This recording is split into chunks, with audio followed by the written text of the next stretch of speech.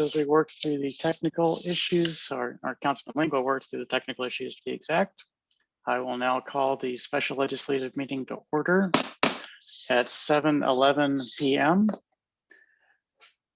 Members of the council, there is an agenda before you. Are any amendments required to the agenda?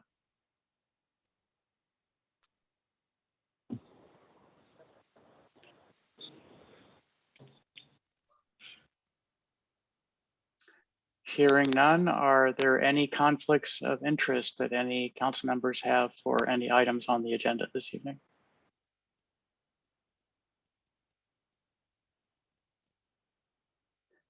Hearing none, I'll ask for a motion to approve the agenda. So moved. Second. Motion made by Councilmember Lingua, seconded by Councilmember Dixon. Just to verify, Councilmember Mayers, can you speak just so we can make sure I can hear you? Good evening, Mayor Council. Good evening. Thank you so much. And now the full screen hid my copy of the agenda. So, okay, here we go. So the first item on the agenda is public comments. Are there any public comments this evening?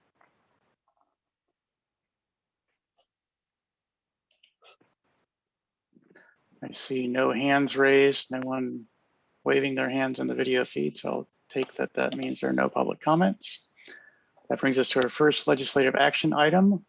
A motion to repeal and replace resolution 2021-R-02, confirming appointments and establishing compensation for judges for the May 3rd, 2021 town elections. May I have a motion to repeal and replace resolution 2021-R-02. So moved. Motion by Councilmember Dixon. Is there a second? Second. Second by Councilmember Lingua. Is there discussion of this motion?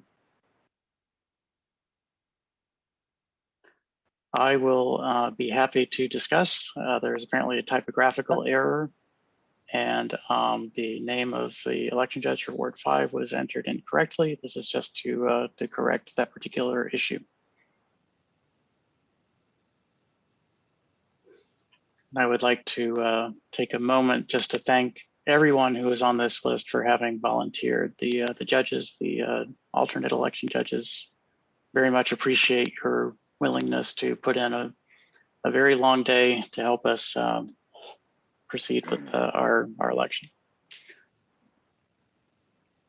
Okay, are there any council comments or public comments on the motion to repeal and replace resolution 2021-R-02?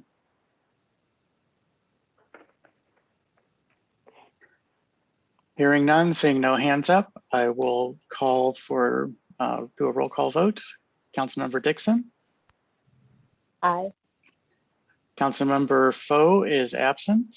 Councilmember Lingua. Aye. Councilmember Henry is absent. Councilmember Richardson is absent unless she's joined in the last few minutes. Councilmember Mayers. Aye. And I abstain. The motion passes 3-0-1. And now we are going to take a brief moment to swear in the judges of election and alternate judges of election who have not already been sworn in. So if we can move to Brady Bunch mode so that I can see all the smiling faces, I'd appreciate it. So I'm going to do the judges of election as a block and then the alternates as a block. And just to let you know, I'm going to ask you to state your name, and I'm going to ask you to state the ward that you are in as part of taking the oath of office. So I hope you all know which ward you're representing. And let's get going. Please raise your hands and repeat after me.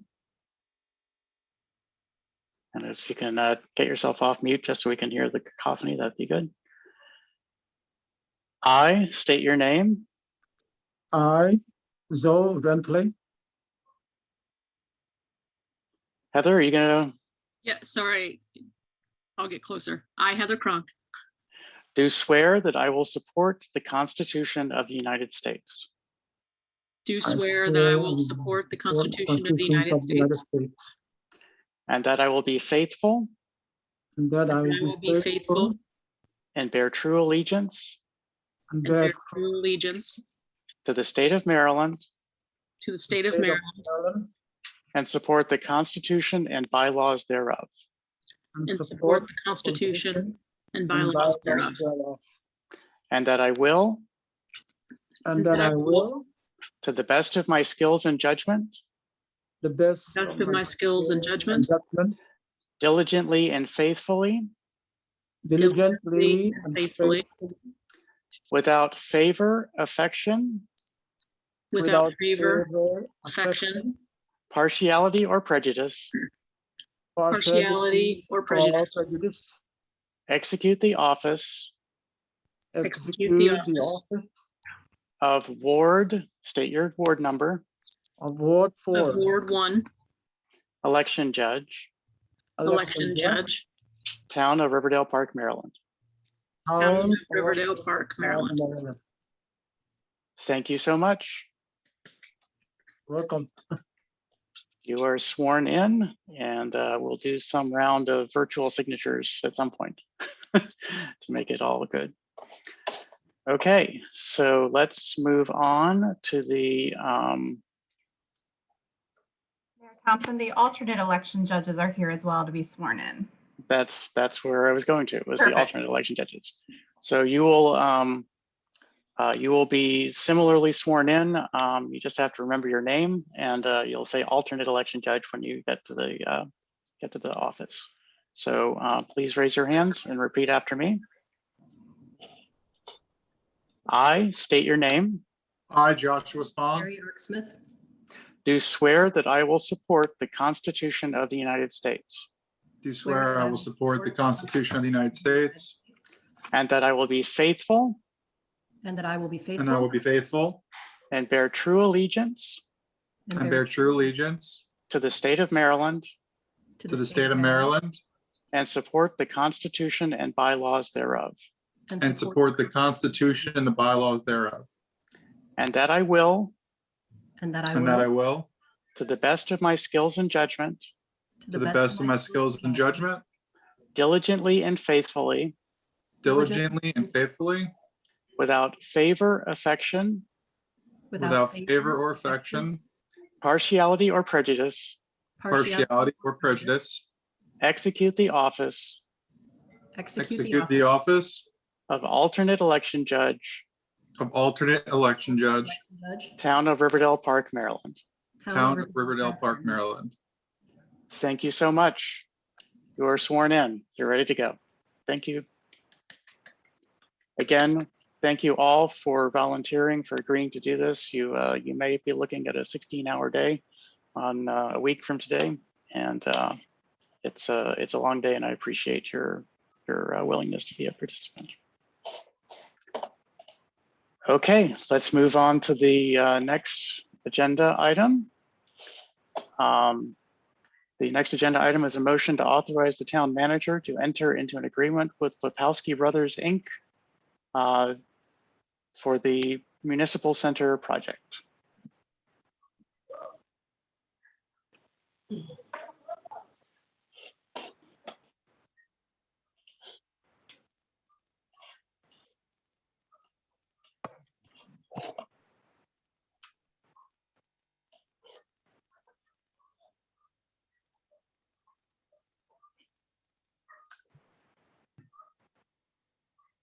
Would we like to have a overview of this before the motion, or does someone want to make the motion?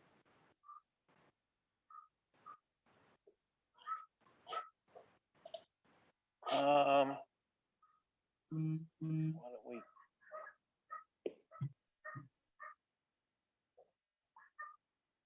One second.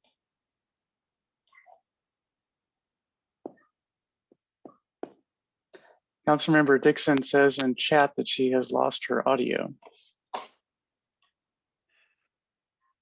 Lost audio.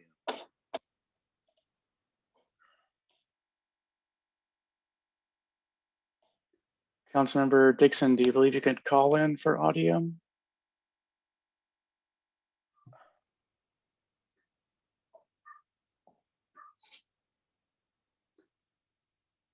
going to say we should recess in place until such time as we can get her back on. Okay. Motion to recess.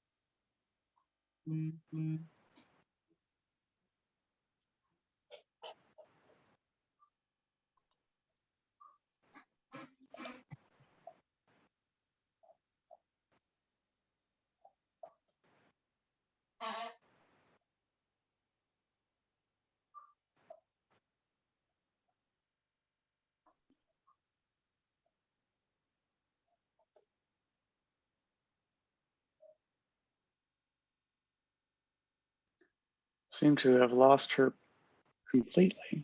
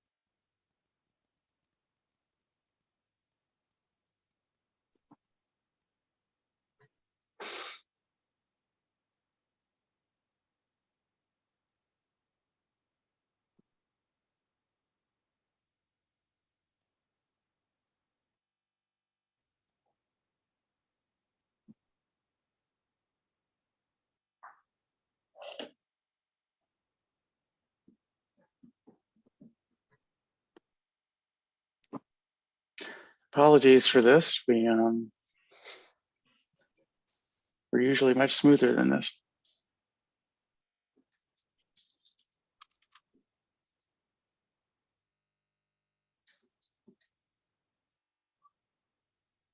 Good experiences for future consideration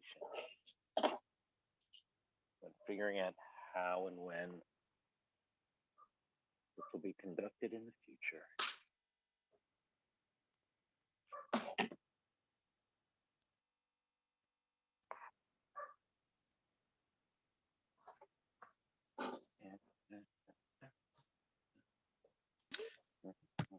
Mayor, this is Aaron Markovich. The apologies from us. Meg and I both had some other meetings that we needed to jump to. I don't know if maybe Jessica, we can maybe come up on the next meeting.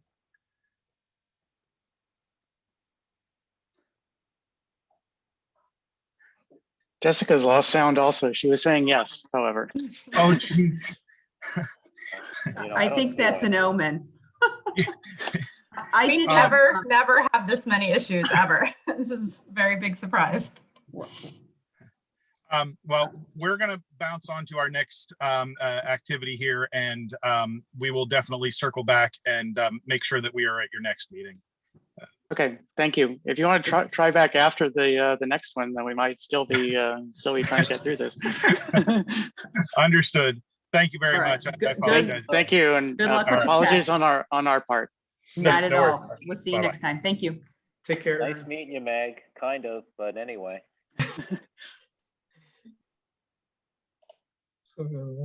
Oh, well. So much for that idea.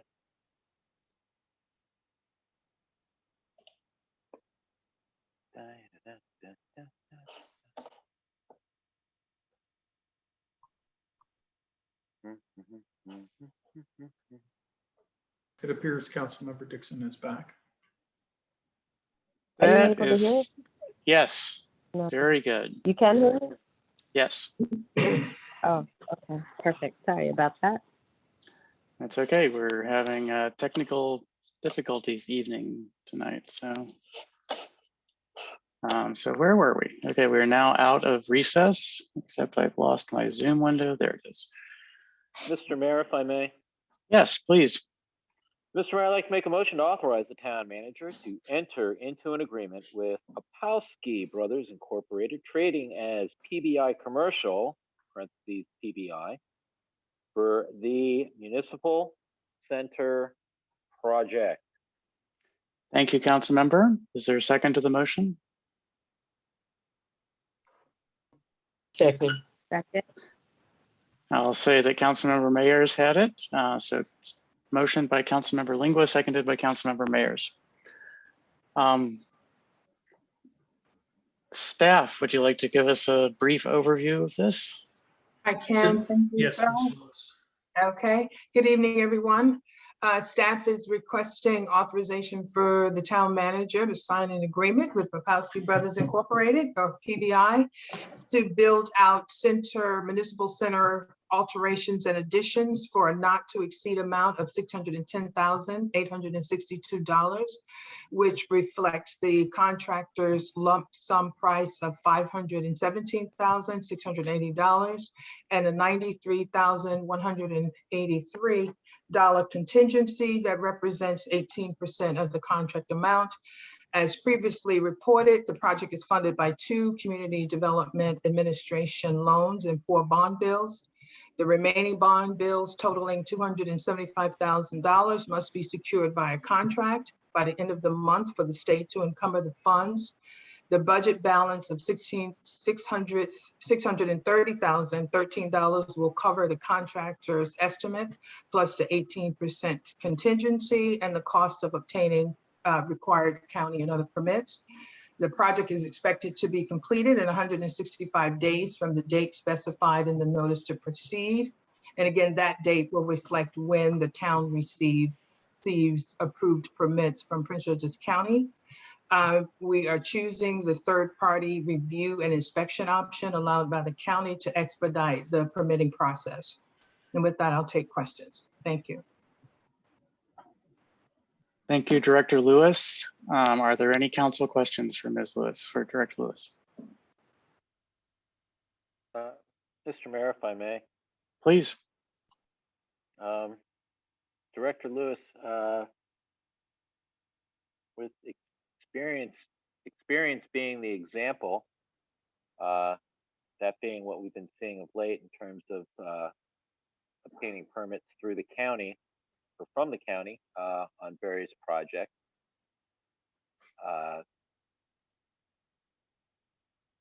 Are we, that is the town and Papowski Brothers,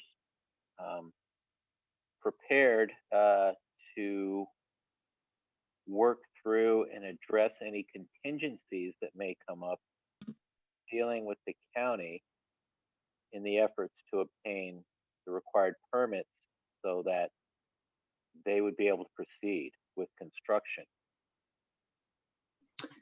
Certainly, the short answer is yes. As I mentioned, the town is opting to utilize the third-party review and inspection process, which by definition is an expedited process on both ends of the project. And so we have to pay for that, obviously, but the third-party reviewer will review the permits upfront. Permit application is submitted after that.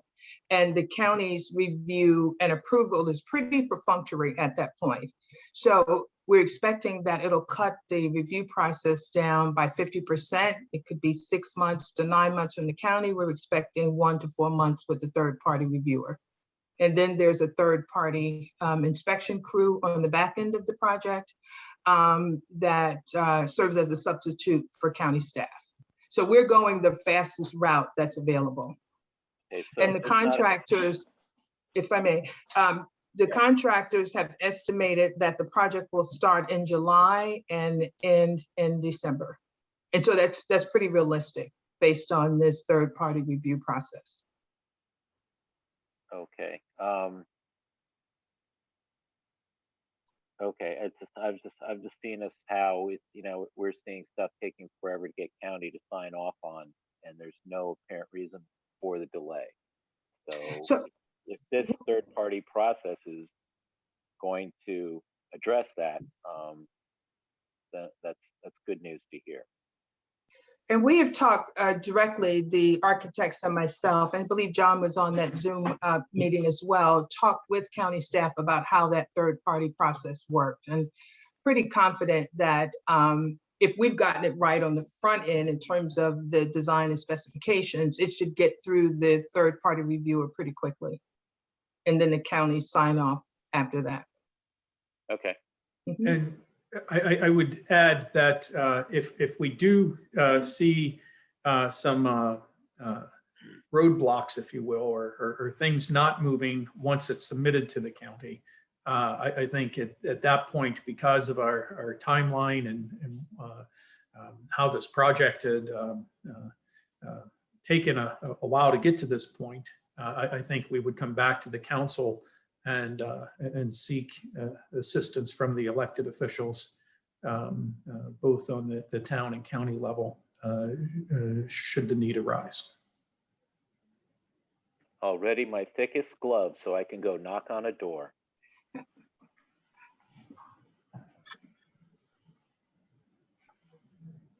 Any additional council comments?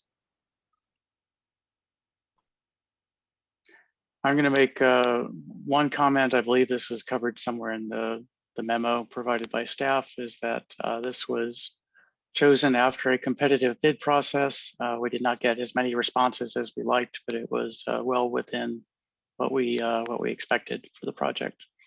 So just wanted to clarify that for the record. Are there any public comments? Ms. Katz. Yeah, thank you for recognizing me on this. I just I have looked through a quite extensive bid, and as was stated in yesterday's meeting, it's a lot to ask of the bidder to do all this work to put these very detailed bids together. I appreciate that, and it's good to see all that detail. I just want to mention, from my perspective looking at it, and I'm not an expert at construction at all, but I don't see very many specifics about materials to be used. I do see some, certainly talking about paints and lead rating on VOC paints, things like that. But I don't see any mention. I know there's going to be some bathroom fixtures put in and some taken out. Demolition is going to go on. And I don't see any low flow toilets mentioned or faucetless faucets, so that only enough water is used for what the person is using it for. Things like that. So that's just something I really feel a need to mention as we move forward to do so much good work in our needed renovations. Just want to take advantage of the opportunity of this renovation opportunity to think of the future, save ourselves money where we can. Also, countertops, even I've seen mentioned in there. I think resin-based countertops. We live a mile and a half at most from the reuse facility of community forklift, where there are, you could get granite, you could absolutely upgrade some of these materials. And I feel it probably is a lot to ask of a bidding contractor. I've been told this is not really actually a very large project to go through extra effort, but I've also heard that material costs are going up a lot right now. So the contractor is at risk as well in obtaining materials.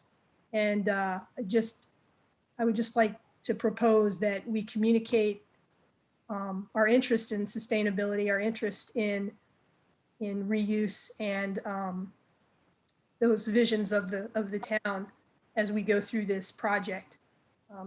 Thank you.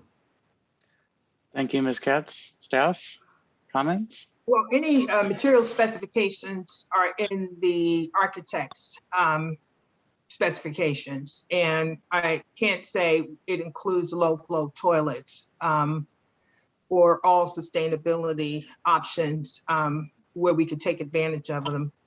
I believe there's an opportunity to look at those things as we move forward. To some degree, yes. I'm not sure about sure. existing. Yeah, I'm not sure about reusing existing materials. Sometimes it's challenging to retrofit those in existing space. But your point is well taken, that there's some opportunities here that we should look into. And I would think warranties are an issue as well, because warranty of the work is something the contractor is put in the bid as well. And not looking for, a huge bit of extra effort, but certainly, it just makes sense in this day and age to me that we take advantage of those things. And Ms. Lewis, thank you so much for acknowledging that. Thank you. Okay, are there additional public comments?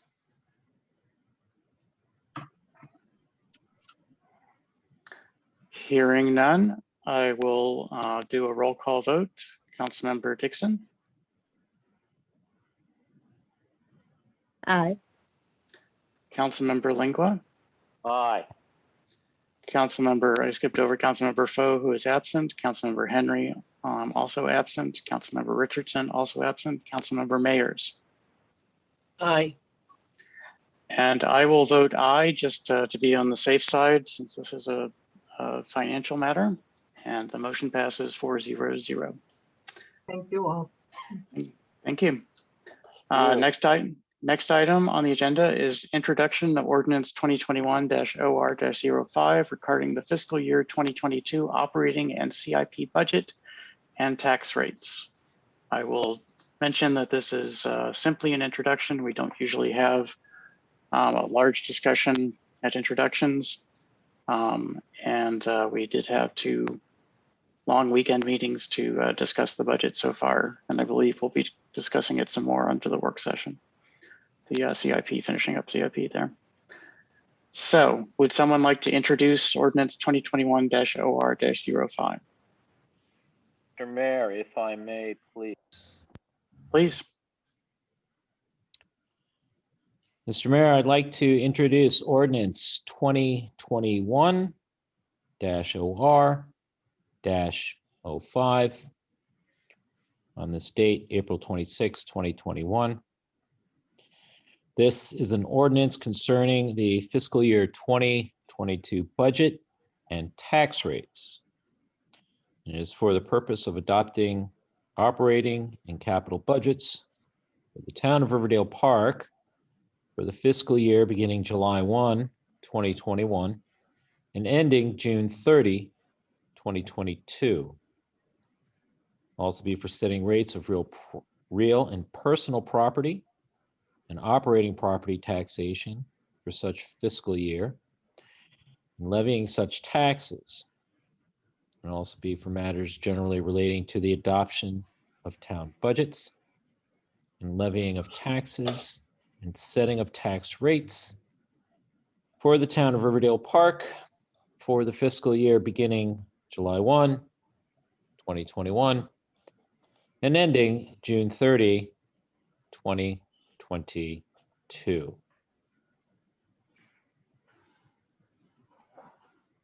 Thank you, Councilmember, for that introduction. And I will make a brief remark that the tax rate on real property is flat. The tax rate on personal property is flat. And we are attempting to not introduce additional burdens beyond simply the increasing cost of real estate as part of this. Okay, next item on the agenda, item number 4, motion to repeal and replace resolution 2021-R-03, appointing members of the Board of Election Appeals for the May 3rd, 2021 town election. May I have a motion? So moved.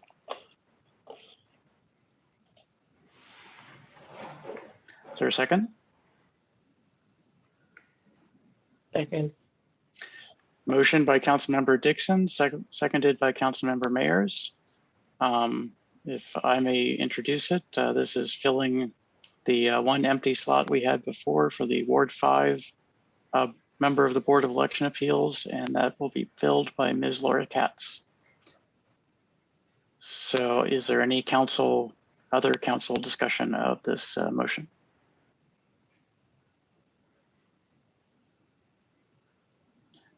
Are there any public comments on this motion?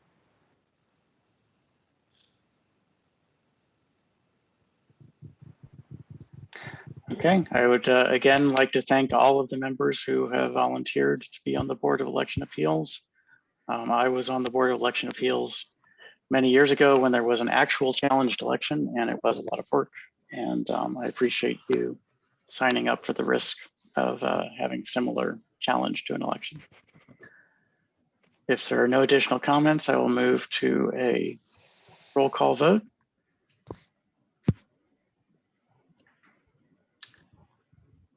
Ms. Katz, I believe your hand is up from previously, just for the record, it's been up since your previous comment. But if you wish to speak, okay, went down. Councilmember Dixon? Aye. Councilmember Foe is absent. Councilmember Lingua? Aye.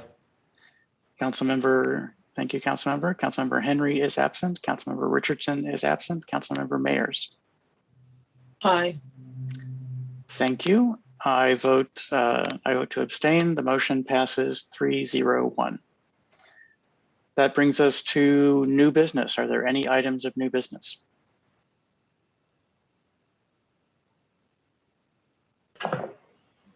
Hearing none. Are there any items of unfinished business?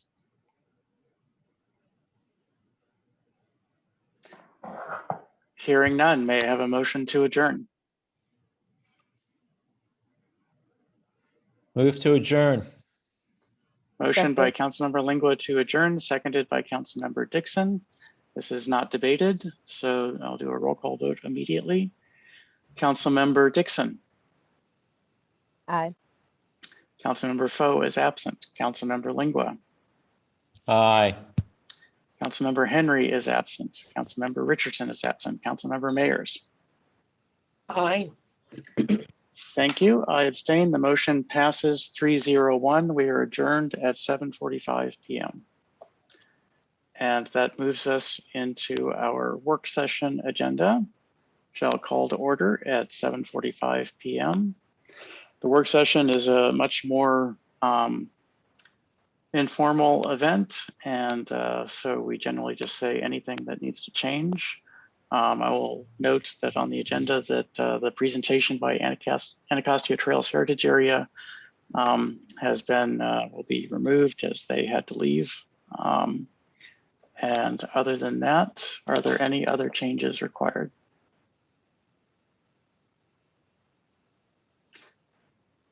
Hearing none, let's dive on in.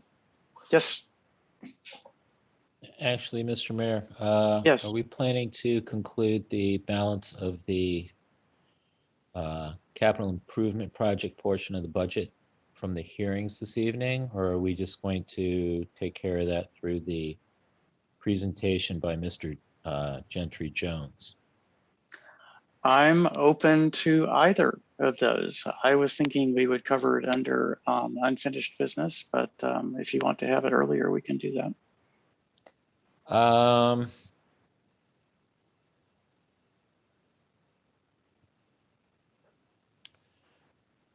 What's the sense of the council?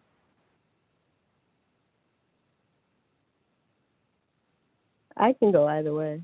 I don't have an opinion, strong opinion either way. Okay. Councilmember Mayor's? Same.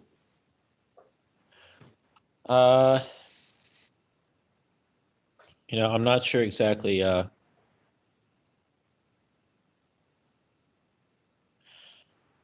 would say this. Let's come back to it under unfinished business. Okay, very good.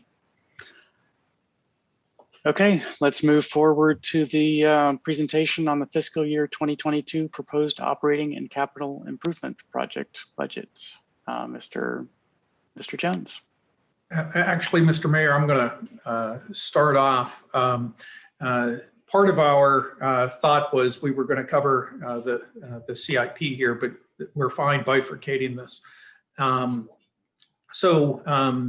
Through the two part. If you were thinking we were going to do that at this point in time, I'm fine with doing it either place. Why don't we just dive in? Yeah, why don't we? Yeah, go ahead. Let's just go ahead. If you're thinking of doing it at this time, then that's fine by me. I know that's what Mr. Jones had been prepared for. Okay. But let's do it that way then. Okay. The staff team appreciates that, sir. I will say that when we do deal with the capital improvement, being that this is a finance committee, essentially, being that this was discussed previously under the auspices that we just need to do this under unfinished business, because before we're doing it under a committee meeting, and I think it's better to make that a separate process, because currently right now we're in a work session. And I know the differences are very slight, but it's an important difference. I would be happy to stand down and let you you chair the meeting during any discussion if you would prefer, Mr. Vice Mayor. Well, no, that's just getting kind of murky. If we can get a report on the operating budget, and we save the capital improvement portion until later, because we were about a third of the way through it from Saturday. I think we could probably do the same thing, cover the same material, but under the auspices as meeting as a committee of the whole, as the finance committee. Well, we haven't announced a finance committee meeting for this evening. We talked about it on Saturday. We discussed it on Saturday and said that we would conclude the balance of this on Monday evening. Does that not count as an announcement, or does it? Staff, do you have a thought on that? I do not. Ms. Barnes, is there any technical advertising requirement that would have had to be made other than the announcement that we were having a public meeting to discuss the budget? I don't believe so. Yeah, I don't believe so. We advertised this meeting, and we did also list that we would be talking about the fiscal year 2020 budget. So I think we covered all of our bases with that regard. So as long as we can have it as a finance committee meeting, do we want to back out of the work session and do a finance committee meeting and then do the work session separately?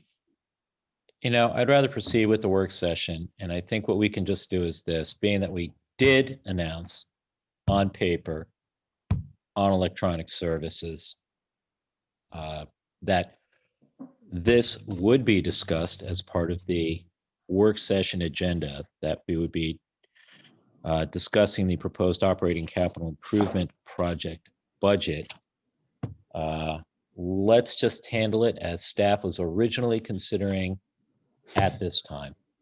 Okay, very good. Let's Sorry move for forward. this confusion. That's okay. We want to get it right. Okay, so let's, Mr. Town Manager, I believe you are going to be presenting. Yes. So I'm going to ask Mr. Shelton to take us to page 37 in the proposed budget book. And I want to, just as an introductory, page 37. Oh, okay, I see. It says 45 up top, but that doesn't count the table of contents. So I wanted to thank the residents who attended the public hearings and the mayor and council to go through the proposed budget so carefully. I mentioned previously that we've had many meetings between December and now to talk about the budget and the budget process and the stressors to the town's finances, as well as opportunities for the future and funding our values. And to work with residents and to hear their concerns and to hear the concerns of the council and the insights of the council on the last 2 Saturdays has been of great benefit, not only to the staff team, but I think to the residents generally. And so a thank you sincerely to the mayor and council and our residents. The budget as proposed is $7,787,817. And that is a balanced budget. And as the mayor had mentioned, the proposed budget does not increase the tax rate, does not increase any of our tax rates on whether it's real property or on business property, and doesn't increase any fees. The town has prepared in the past for economic downturn, and this budget positions us well should there be additional negative economic impact as a result of COVID. And so I'm going to ask Mr. Jones to take us through the summary by cost centers. So I think, Mr. Shelton, you're actually going to have to go forward in the budget to the cost centers area. And let's just take a look at the numbers one more time by cost center. And with all the discussion over the 2 public hearings, rather detailed public hearings, there weren't any proposed amendments to the numbers. We did find, and participants found, a number of typographical things. There were recommendations to change the wording in different sections. Ms. Barnes has a detailed list, as does Mr. Smith, and all those things are being addressed and will be addressed prior to the scheduled adoption of the budget. So before I see CIPs up on the screen, before we get to CIP, can we take a look at the operating budget by cost center, please? And then Mr. Jones, if you could walk us through that.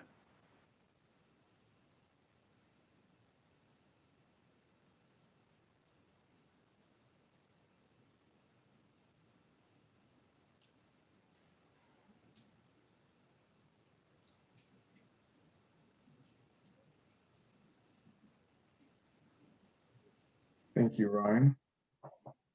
So as John mentioned, I'll be going over the proposed budget by cost center. So the first cost center that we have is mayor and council. We have a proposed amount of $90,012. This consists of salaries and wages, benefits, overtime, contractual services, operating expenses, and other operating expenses. We've actually come down a little bit from the previous fiscal year. where we were at 102,000. But we had the elections included in the operating budget for the current fiscal year. So we've come down about $12,000 for the proposed budget amount. Administrative services is the next cost center. We have a proposed budget amount of $860,366 total. And we have an increase, like much of our other cost centers, in the salary and wages portion, as well as the benefits. And that makes up the largest increase for admin services. The next cost center is financial services. We have a proposed amount of $286,000. Which is up a bit from our previous year of $253,000,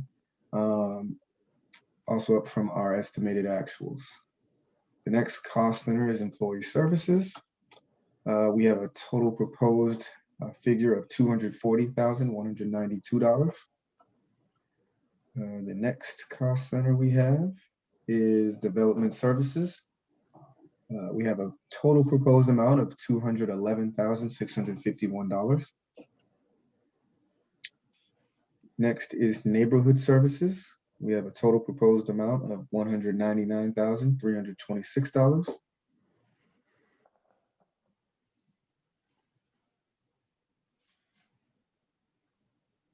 The next is police services.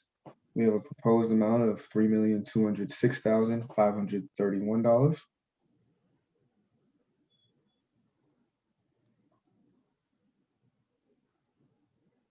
Next is the police admin. We have a proposed amount of $193,327.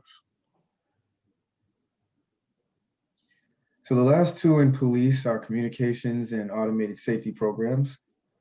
Police communication services, we have a proposed amount of $520,591 and $275,787 for the automated safety programs cost center.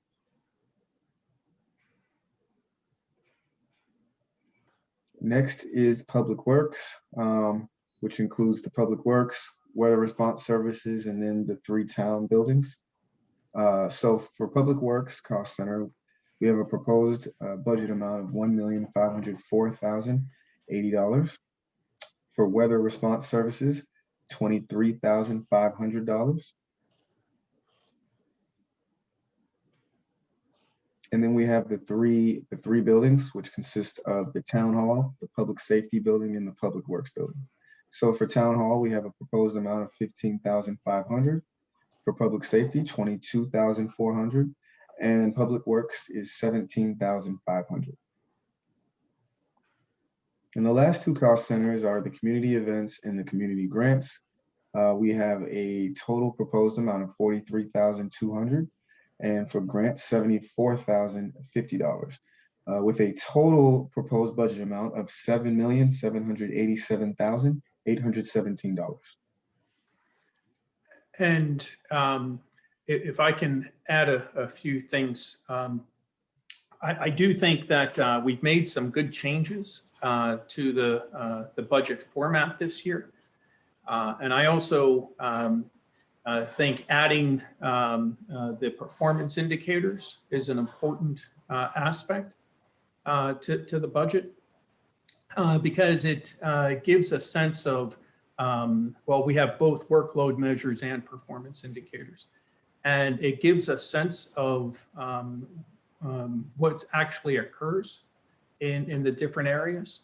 Now, I will say that as this is our first time doing this, in terms of having numbers there, we have to make sure that we have follow-up discussions to ensure that we're all on the same page with what numbers are and what's included and what's not included. And I think it was good to have the discussions on Saturday, but what I would like to do is in the coming weeks and months is to have, I'll work with the mayor and we can have each department on a work session agenda to talk in greater depth about what their workload measures are and their performance measures are. So we can perhaps more fully explore and explain the work of the individual departments. We can't have inaccuracies out there, and I think at times it's numbers can mean different things to different people, and it's good if we set aside meetings to perhaps we just handle one department at each meeting for the next several meetings. And so I think that would be appropriate to further help the council and the public understand what our numbers actually mean. So I look forward to that opportunity. If there's any questions from the mayor or the council or the community on the budget, we're here to answer those. Before we get into CIP. I have none. The 6 or 7 or 10 hours of meetings we've had so far, I think have answered most of my questions. Are there any questions from members of the council or the public on the operating budget?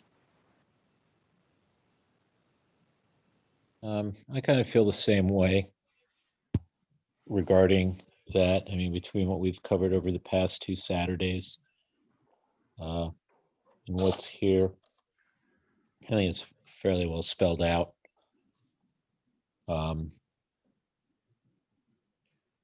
Getting into what the town manager was talking about before regarding each department, I think could be helpful, yet I think it's a fine line of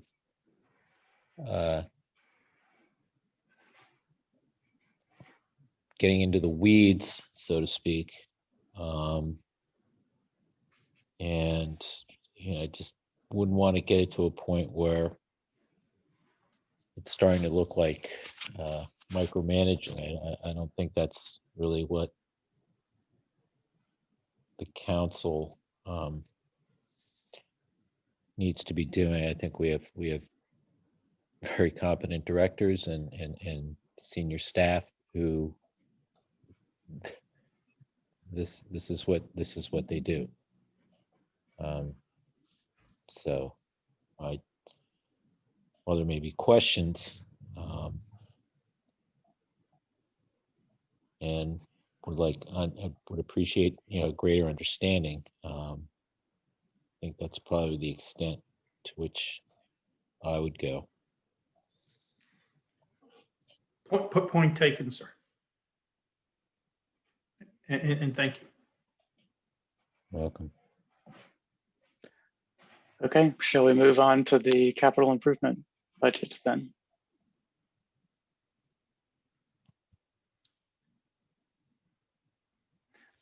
Mr. Jones, if Fine with you that. could, the mayor kind of nodded there for a moment. I thought that was direction. Mr. Chelton, if you could take us back to the CIP section of the budget. And Okay. Vice Mayor, This is where go ahead, yeah, sir. this is where I'm just going to hop in and just kind of bring us up to a point. Things we talked about on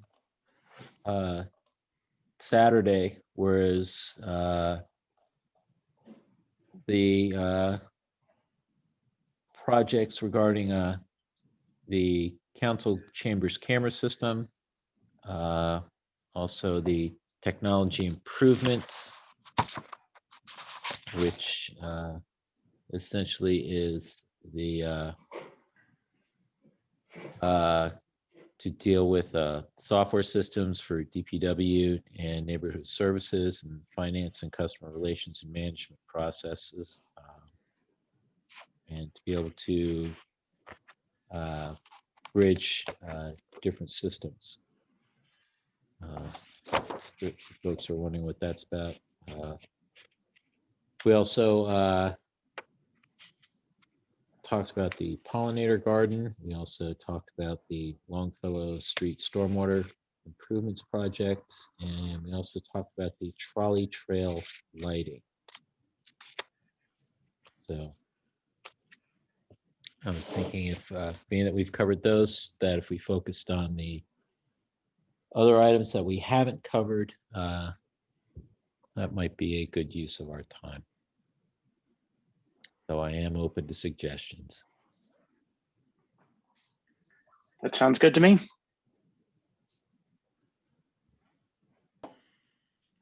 So shall we start with welcome signage then? We've gotten everything through welcome signage, I believe. And I believe that I know, project, well, we haven't talked about the CDBG's funded sidewalk improvements. That's one item we didn't Thank get you. to. Thank you. Welcome. Mr. I don't have a Shelton. sign for that, though. Yes, so good evening, Mayor and Council. Town has 2 open CDBG CDBG projects that are used to fund 2 sidewalk improvements, one on 48th Avenue and the other on 15th Avenue in Spring Lane. The 48th Avenue we've discussed in the past. There's currently no sidewalk in that area. And we are currently awaiting the environmental assessment evaluation from the county. I just heard from them about 15 minutes ago, and they said that they're still working on it. And as for the 54th Avenue in Spring Lane, the current situation there is what is shown in this picture above.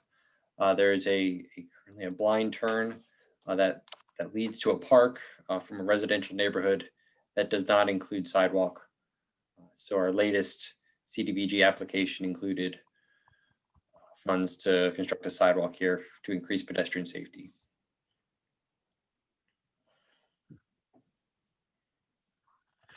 Mr. Mayor, if I may.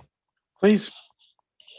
Mr. Shelton, how many times have you contacted the county about the status of that study that they're working on? I haven't counted, but I would say it's somewhere between a half dozen and a dozen times so far this calendar year. And they're still working on it. And they're still working on it. That is what they tell me. The town manager and I have talked about some contingency plans should they continue to be only working on it for a little bit longer. So, yes. Do they and each time, and I would take it to be including the most recent time that you talked to them 15 minutes ago, they did not give you a date that they would deliver a report to you? No, I believe the exact quote from 15 minutes ago was that every other date they had provided was incorrect, so they did not want to give another. Unfortunately, yes. Okay. But yes, as I said, the town manager and I have been speaking about this, and we have some plans if this does not begin to move along more quickly than it has. Okay, Mr. Mayor, I'd like to bring this item up under new business. Please go on. Can you tell us anything else about the 54th Avenue project and where things are in that planning? Yes, so we have sent in the application for the CDBG funds for this project, and we expect to hear back from that very soon. And I would add that they're typically, we hear in May on funding. Submit an application in October, and typically we hear in May. So I don't have any concerns at this point about the 54th Avenue project in terms of where we are in the county process. So we'll see what happens when May comes around. The town has been rather successful in the last few years in securing these funds, and securing the funds is the most important thing. Yes, we want to move these projects forward timely. HUD wants the projects move forward timely, and ultimately the county does, or they're not going to make their spending test. the fact that our grant applications are meeting success, I'm happy about that. And we'll see about shaking these other projects loose. And I take it you're considering this is going to be a typical May coming up. I see no reason why it would not be. Okay, Yes. thank you.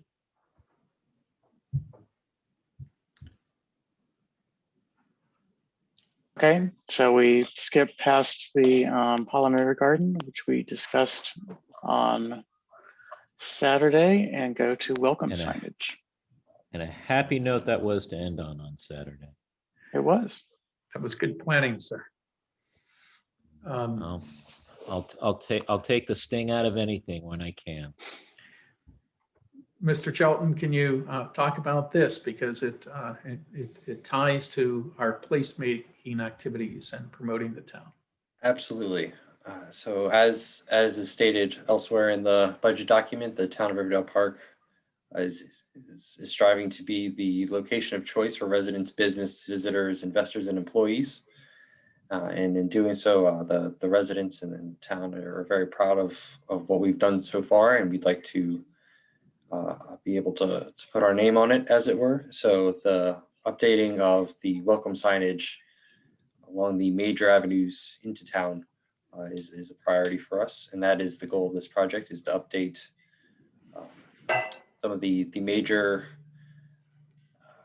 entry points into town, including along River Road, East West Highway, Baltimore Avenue, and Kenilworth Avenue. And we would come to the council once we have a preliminary design of what we're talking about, but we are looking more at a monument type sign and perhaps some lighting on them, things of that nature. So you really know that you're entering the town of Riverdale Park. And there will be a new design. Well, not just the structure, but also the appearance. Is that correct? Well, we want to, at least the staff's plans were to, on these, simply have welcome to the town of Riverdale Park. Kind of like what we did at the Wells Fargo sign. Okay. And then at some point have discussions about replacing the signs that are, for example, in the photo for the project, to updating those. But I think that's more discussion for the mayor and council to have. Okay. Very good. So are we doing away with the mansion? The staff's not suggesting that, sir. Just The an staff, updated rendition of the mansion. well, it's whatever you all decide in terms of those signs. What we're talking about are more monument signs that simply have lettering that say, welcome to the town of Riverdale Park. And these are just on the major entryways. Yes, sir. I'd be interested in seeing those. Be interested in seeing what those look like. We will put it on a work session and come in with some examples. Very good. Okay. So just for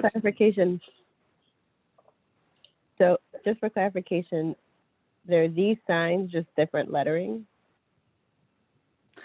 No, there will be, so for these signs that appear on major entry points to the town, then the staff is looking at replacing them with monument style signs that are similar to the entryway at the corner of East West Highway and Baltimore Avenue in front of the bank.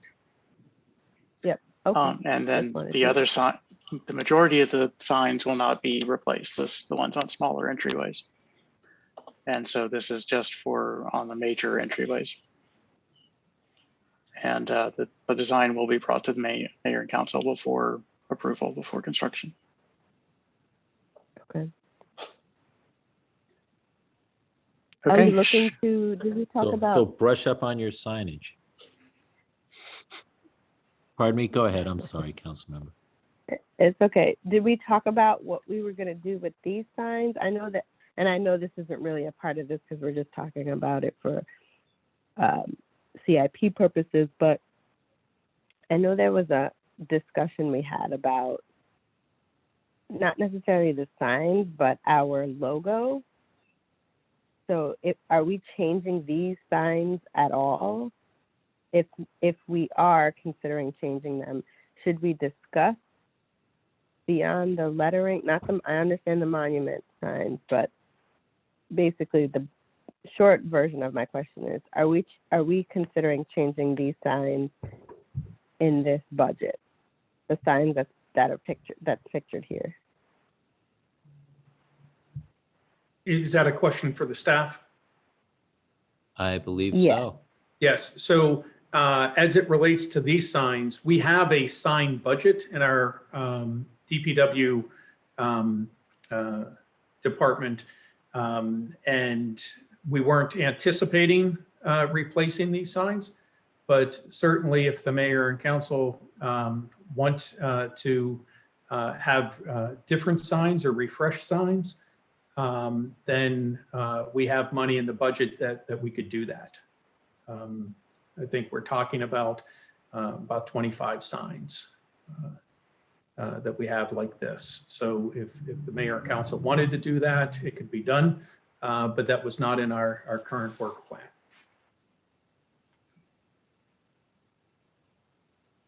Does that answer your question, Councilmember?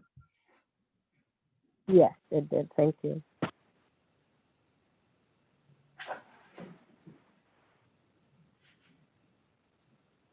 Councilmember Lingua, did you want to make a comment? No, I Okay. did not. And by the way, any members of the public who wish to comment on any of this, please just raise your hand at any point. Your opinions are very much welcome. Just trying to get through it. So let's move on to community garden. Mr. Chelton? Yes, the community garden was constructed last spring, and because of the pandemic, we had decided that it would be best to convert our community garden into a food forest where the town would grow the plants for those who are in need of fresh produce. We have again begun planting new vegetables. I was just about to pull up the list of vegetables. It includes kale, carrot, beets, broccoli, onions, and cabbage, among others. And in its current capacity, our food forest is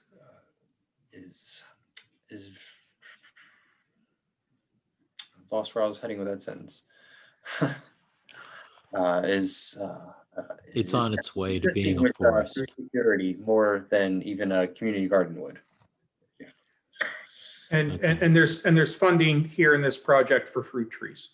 That's really the extension of why the project remains in this budget. Mm-hmm. We moved some funds forward. We were trying to get some fruit trees in now. We're not sure that's going to happen this spring. So the fruit trees will be planted at the latest in the fall. And that just adds another component to the food forest and meets the other town goals in terms of adding to our tree canopy. Okay, are there council comments on this project? I see Ms. Katz's hands. Yes, I have several. Mr. Mayor, if I may. Please. Mr. Chelton, currently, how big is the garden right now? The beds, there's currently 16 beds that are each 4 by 4 feet. They're currently split into quarters, so there's sections of 4 like shown in the picture here. Each of those 4 are surrounded by a cage to keep out wildlife. So you got 4 caged areas with 4 beds that are 4 by 4 feet. Yes. Sounds like I should be playing these on a lottery ticket. And I take it this is looking to expand. Yes, as the town manager said, there's additional funds for the purchase of fruit trees. And I Okay. was speaking with the local nursery about fruit trees just this past week, and they've told me that because of the pandemic, some of the sourcing for the fruit trees has been unreliable. So it's unclear exactly how many fruit trees or which types of fruit trees will be available, but we're going to attempt to secure some for this spring. If we cannot, then we will again try in the fall. Okay, and I'm noticing you got space around here, so the fenced off area, I mean, if I'm looking at beds here that are 4x4, so essentially you got an 8x8 square, which is 64 square feet. Looks like you got another, what is that, 2-3 feet around it. So you're looking at another 6 feet, so it's a 15 by 15 area total that's being fenced in. So that's like around 100 and, or what would that be? 225 square foot fenced off areas, and you have 4 of those. So now we have roughly 900 square feet fenced off now, and this is going to expand to how many square feet fenced off? So we're still exploring the fencing options or the options to keep wildlife from partaking in the fruit trees. We've heard of other options that don't necessarily require a fence. So I'm currently looking into those right now.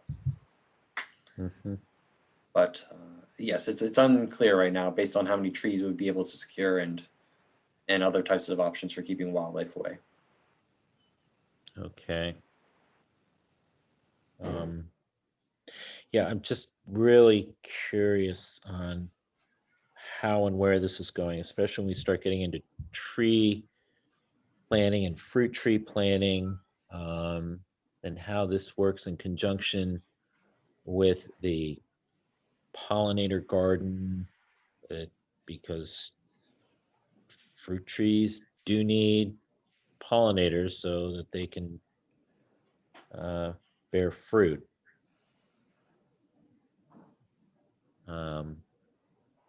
So I'm just,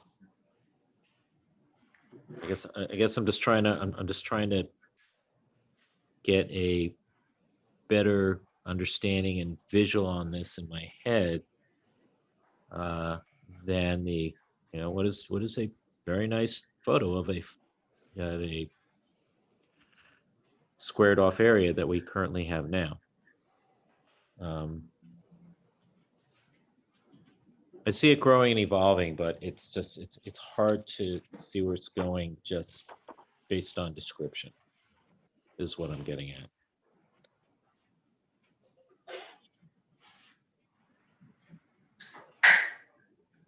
So I mean, we're looking already that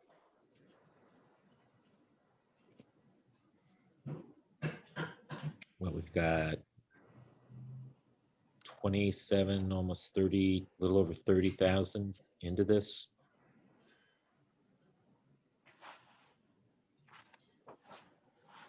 So any information you can provide in the future would be great. I'd be happy to update you. Great, thank you. That's all I had, Mr. Mayor. Ms. Katz, I'm sure she's got questions on this too. Councilmember Lingua. I'm sorry. Yes, Ms. Katz. Have I been recognized to speak? I'm sorry, I started. You are recognized to speak. I don't see the other council members having unmuted, so please speak. Okay, thank you so much. So Councilmember Lingua, I'm really gonna have to be in your camp on this one. I don't wanna, what's the expression? I feel privileged, thank you. Yeah, well, I don't wanna lick a gift horse in the mouth, if that's the expression I mean to use here, in that, once again, staff, I mean, this does look wonderful, and I had no idea how much money had been put into it already. And I'm a little surprised, I mean, even though it looks great, but I would have to also suggest that a little more strategic planning go into this. I recently attended a webinar with Sustainable Maryland a new action for their certification process, which is specifically about a food forest. And based on that information that I acquired there about food forests, this isn't really a food forest. A food forest really is growing food within the forest ecosystem. But that doesn't make, it's just semantics, that's fine. And as far as some of the other things I learned in the webinar, though, I think can apply to this with regard to having a goal, an attainable goal for this project. I think it's a wonderful use of property, what you've done already. But I think the goal is realistic or attainable to actually be for the purpose of feeding people that have food insecurity. And even in the food forest situation, and I think Councilmember Lingle was starting to touch on that, how much food really can be grown. I believe it's a 4x12 plot that can feed 1 to 2 people. But all of that aside, there's many wonderful, admirable goals that set up like this could achieve with regard to having even a bigger outcome. And that is, having children understand where their food comes from and getting people involved in caring for plants and seeing the importance of the environment and how it feeds us. So that kind of outreach aspect is huge. That is not necessarily meant to put an additional burden on the staff, but what makes a food forest successful or something like this successful is getting more people involved in it. I don't think that the goal of trying to feed, at least at this stage of the game of this, and planting fruit trees, certainly, you need to know what fruits we're talking about to understand what pests or potential wildlife would want to eat those fruits. So much more thought, I think, needs to go into, just say fruit trees. And also you can plant pollinator gardens and gardens to encourage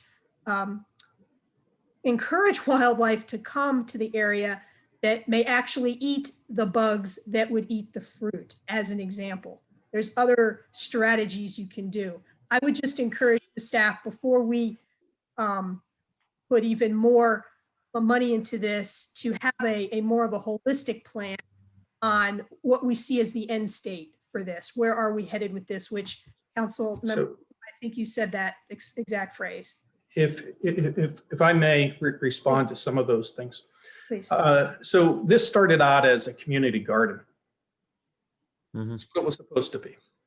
All right. And so it was supposed to be a community garden where people would rent a little plot of ground and plant. And then COVID hit. And then we said, well, let's just feed people. And let's not charge people to come and get food. And Mr. Shelton, did you work with the Maryland Master Gardeners on this project so far? I did, yes. Yes, Okay. they helped provide So- some of the information on what to plant there. Yes, but Okay. you've worked with them. And, Good to know. and there was supposed to be, we anticipated there would be some resident and community support for the project. And there was discussion about resident and community support. And I think I'll blame COVID, but we received, how many volunteers, Ryan? Not very many. I don't recall. Ryan, did we have any volunteers come out and actually help with the garden? Not that I'm aware of, no. Okay. So this is a staff effort. We've worked with the master gardeners so we know what to plant. And then we advertise it, and so people can come and get food. And then public works employees tend to the plants, harvest plants, and then we take food primarily over to our multifamily areas and we give food away. That's what this is.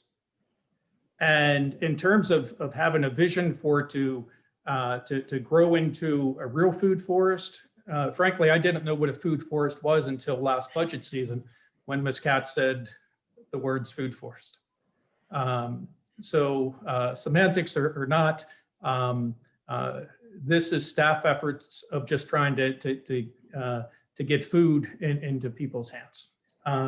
And looking at the budget, the project sheet shows that to date, we've spent $8,500, and the plan is to spend another $6,400. So what type of trees are planted? That's not our expertise. I know what an oak is. I know what an elm is. I don't know about cherry trees or anything like that. But the staff's plan was to reach out to the master gardeners again and to seek their advice. But I would ask that if there are residents that are interested in helping, if there are residents that can help with a vision for this, that's what we need. And between now and then, Public Works is going to plant the whole list of vegetables that Ryan got from working with the master gardeners. And when it's time to harvest those, we will encourage people to go and take what they need or they want. And if there's other vegetables there, then staff's going to harvest them and give them away. So it's going to evolve and it's going to grow. We own some additional land there. Councilmember Lingua, you mentioned the size of these. In future years, if we want to have additional areas, I think we could add additional fenced areas. You could probably put another 4 or 5 of those. That's what costs the most money. I think you can also incorporate fenced areas too. Yes, and the reason why there's a pathway all the way around those is so that they're accessible. And we wanted folks to be able to enter those fenced in areas and be able to walk around and take what they need. Ultimately, I would like to have raised beds and have handicap accessible areas and all those things. And I think we'll get there, but we really need the residents. If they want to help with the project, this is a good one to help with because we're not farmers or gardeners. I think this fell to Ryan because he grew up in the country and knows more about planting than I do, who grew up in the city. I mean, just frankly, you know, it was like, hey, who knows something about planting? Let's give it to Ryan. So the more we can get people involved, and I know Councilmember Lingua, you have called for volunteers many times in the past, and the staff team supports that. But the more we could get the community involved and have a community garden, food forest, whatever we want to call it, so people can learn about plants, so people can actually put their hands in the dirt and tend to something. And because there's value in all those things. But for right now, all the goal that it's achieving is that we're growing food and some people are coming by and taking it. And what's left, we're making sure that we take it to people in need. Ms. Katz? Yes, thank you. Mr. Lustician, that all makes, a lot of sense and the hearts are all in the right place and it does look fantastic. I would just ask as a resident, maybe talking to the council now, if we could maybe this next bit of budget for this potential wonderful amenity could be maybe put towards signage to help the staff get that connection that they want. I think that the point of service is a good place to have signage and communication and outreach to people, because even as a member of the Sustainability Committee, I know we included this in the town's most recent recertification package. And we had a lot of good information that we got from Ryan, but really big picture wise, I'm not sure we really were aware of, the changes that had to be made because of the pandemic and how things turned. And we saw peppers growing there and things like that, but and some tomatoes, I believe. But once again, I think if you get that input that you seek from residents that do have some of the the expertise or motivation more than anything, right? To participate. You can always get the information with the effort to find the information. So I would just encourage us to have some kind of signage there that's talking about, we need engagement with people who are interested in learning about growing things or interested in harvesting these things, that they would like to have some of these vegetables. Who do they contact? That kind of thing, I think, would go farther than adding fruit trees before we really figure out what makes the most sense in that particular ecosystem there.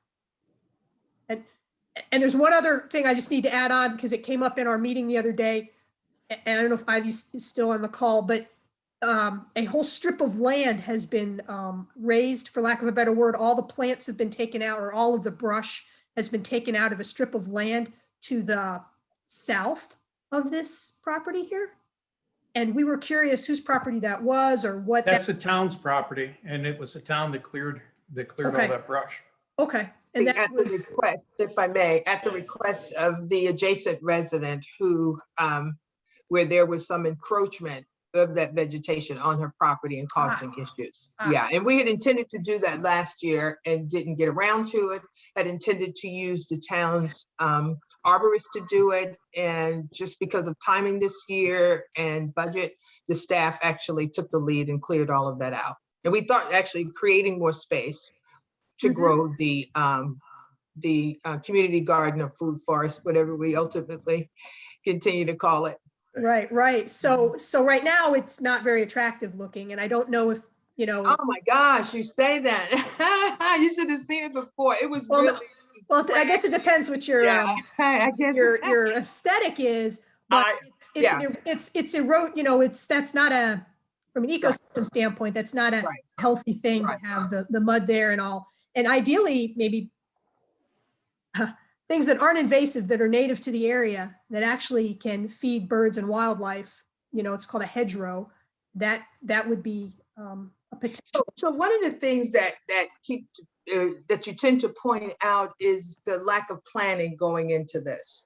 And what the reality is that we're in a reactive mode, only because this property owner had been tolerant for years, and in fact we had to clear out that underbrush in order to get to the tree that was really causing the problem. So it was really reactive, and I'll admit to that.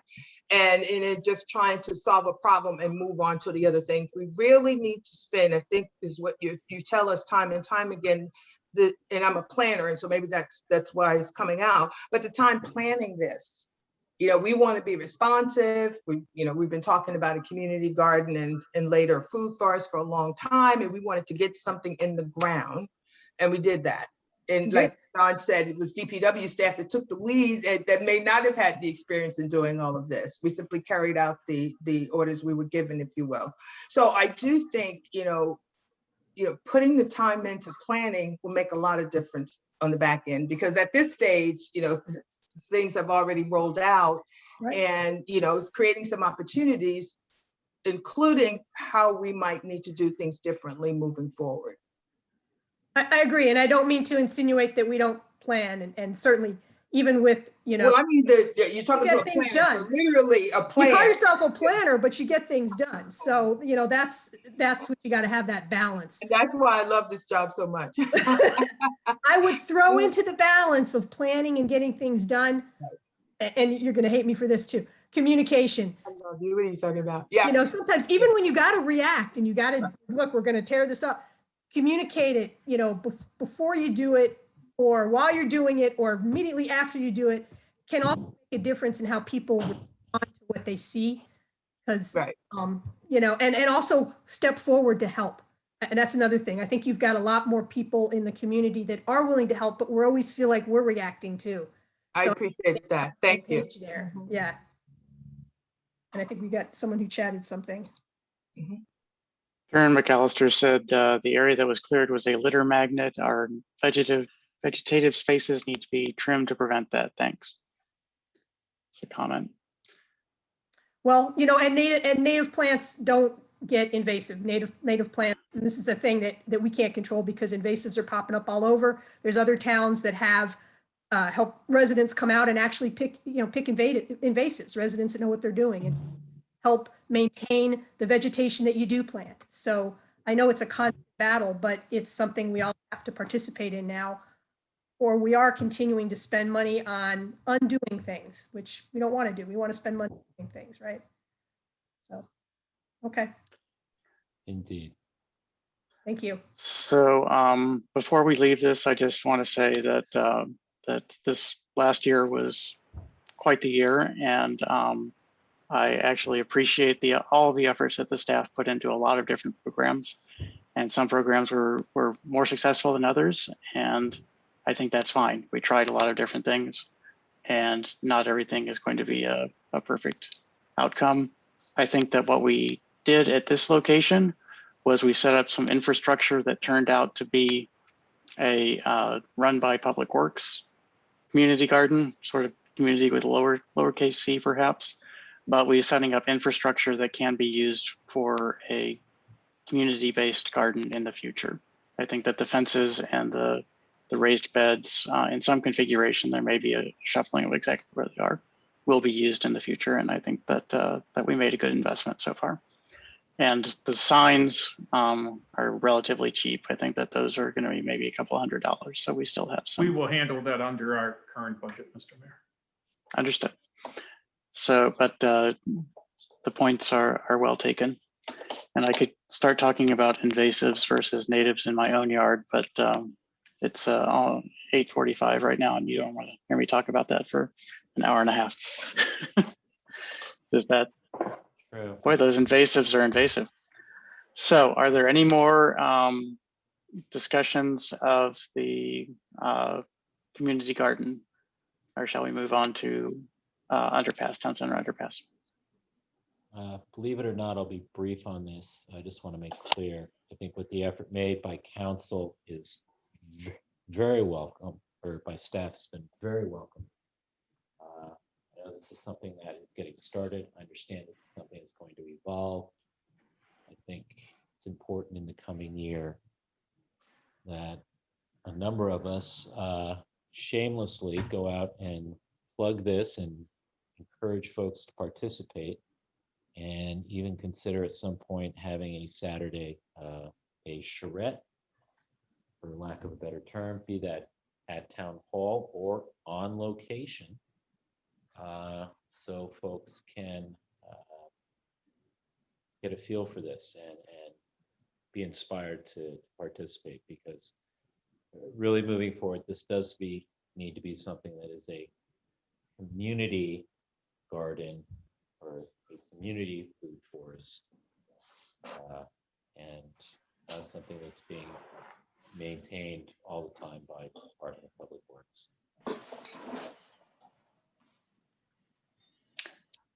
Okay. Shall we move on to the town center? Okay. Go under the bridge. Mr. Chelton? Yes, good evening again. If you could provide an update, and I think most importantly, if you have a date for the NDC work. Yes. So on Friday, we received confirmation that the virtual charrette will take place on Tuesday, May the 11th at 7:30 p.m. Invitations will start going out then the next day or two. I've been speaking with Director Barnes about sending out the invitations and putting it on our town social media platforms. And we're coordinating right now with NDC in order to send this all out at the same time. But again, the virtual charrette will be on May 11th at 7:30. And this will talk about potential updates to the town center underpass, which currently looks as is shown in the photo.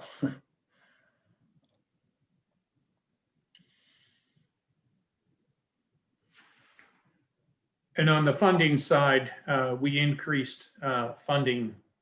We had 30,000 in the current year. We're spending 5, and next year we're transferring an additional 10,000 in. So that will, okay. And that will, if a, much like our other projects, we ask NDC to look at a phasing plan so you can do things over multiple years and make incremental steps. 30,000 will allow you to start with the mural if that's what comes out of this, or other types of improvement. But you will be able to see something visible and impactful for the 30,000. Okay, I'm putting the Tuesday event on my calendar, so I'm 7:30 Tuesday the 11th. Underpass. Sure. Okay, sorry. Don't want to miss that. Okay, is there additional council or public comment on the underpass improvement project?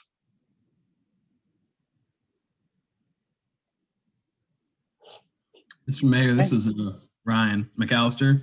Yes. I just wanted to chime in.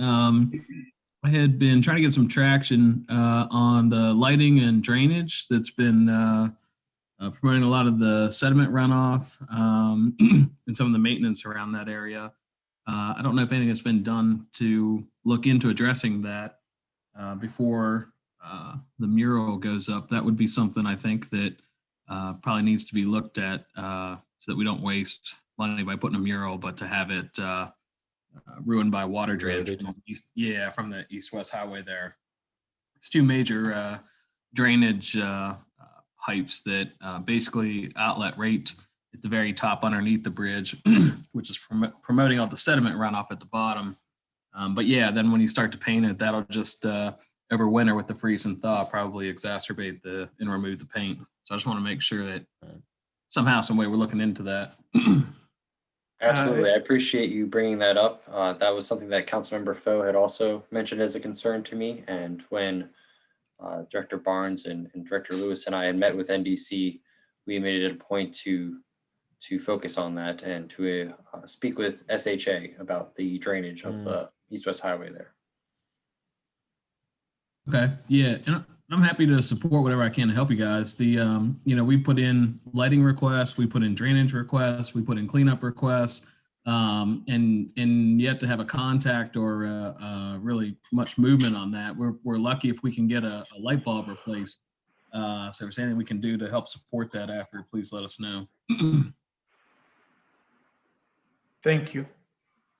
And I would go so far as to since it is SHA that I mean, if we have to take it as a town, it's going to exacerbate some of those costs. So I think it just needs something that needs to be addressed with SHA and discussed, and what makes the most sense and how we can resolve that. So we appreciate that, sir. Okay, are there additional comments? Okay, let's move on to site acquisition and demolition. Good evening. I'm going to take this one. The focus of this project is the demolition of the structure at 5000 and 5002 Queensberry, and grading and lighting of the property. The demolition portion of the project estimated at $55,000 carried over from is carrying over from FY21. The budget in FY22 is $115,000. The use of the property hasn't been determined, though one potential use is a much needed municipal parking lot. And if we can also just point out that in 22, we're accounting for the bond bill money. Yes. So we did get a bond bill for this. So we have money for lighting infrastructure that we can use for whatever the use is going to end up being. So we have some money towards pole bases and conduits and things of that nature. Okay, are there council or public comments on this project? Councilmember, excuse me, Ms. Katz. Member of the public, Katz. That would be me. I was just curious, I know this is just about the demolition portion for this property, but before it's paved over necessarily, I was wondering if the town council and staff would think about, is there any possibility for using that land first for a geothermal system for perhaps the police station building? Just popped in my head the other day. And that might be something that could be funded with the Maryland Smart Energy Committee, MSEC funding, which could. And Ms. Katz, I'm sorry, I missed what you said. It could be used for what? Geothermal heating system for the police station. We just installed new HVAC equipment in all the town buildings. So for the police station as well. That's. Yes, ma'am. Yeah. Well, I mean, if MSEC could pay for it, And it wouldn't cost the town. it's something that could be explored, and I'm sure that that there's going to be some sort of a community outreach and a community discussion on what the property will be used for, having that those public meetings is going to be really important. Just by way of example, we had a request from Riverdale Elementary School that we help them find 26 additional parking spaces this year. And we have no way to provide any assistance for them. So they're in a bit of a bind there. I know there are some community voices that want to keep it as green space, others that want to create parking. It's going to be a good public process. It was my assumption that any other use above ground would be possible, but before any other use above ground is constructed or determined, to dig it up first for geothermal was the idea, but not to replace any other uses for it. Gotcha. I'll keep my eyes open for some kind of meeting about that. Yes, ma'am. Any additional council comment or public comment? I'll just go ahead. Yeah, Mr. Mayor, this is Ryan McAllister again.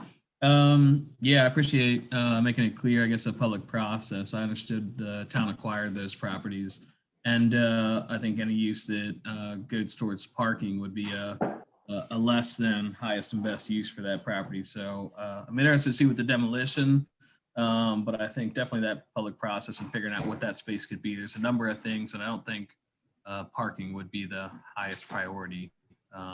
So my question would be, in terms of parking for both the municipal building and the school, if there is an issue, just understanding, I guess, a little bit more about what's in close proximity to those areas. Because when I walk and drive along both the streets that run perpendicular to the school, there seems to be adequate parking all along those. So before the town makes a decision for anything for that property, in terms of dedicating or improving or donating, it does deserve a process to look at, because there's a number, I think, of ideas that people would have for that. And we will have a robust process about that. Don't worry. But I'm glad to see it getting cleaned up. And just to I mentioned this in my discussions with the town manager. We anticipate letting Community Forklift have what they want from the two buildings as part of the demolition process.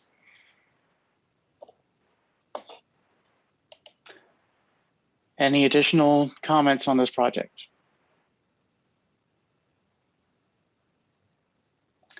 Okay, let's move on to municipal center renovations. We had a 600-page document detailing what the plans are for that earlier in the meeting, or previous meeting. I don't have anything to add, except we're moving into the final phase of the project, the construction phase. And construction is expected to be completed by the end of the fiscal year, or I'm sorry, within the fiscal year by December 2021. And the budget is $630,013 dollars. And we have committed that earlier this evening, so. Yep, I'll believe it when I see it.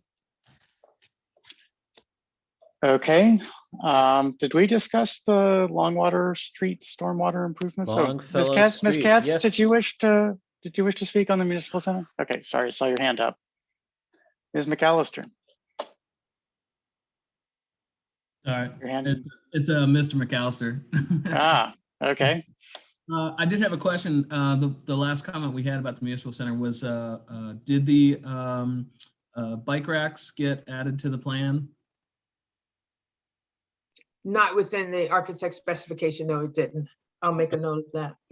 But we do have a bike rack that we will make sure is installed, sir. Oh, okay. Yeah. Yeah, we have a bike rack that was removed from the town center when we put those new bike racks in.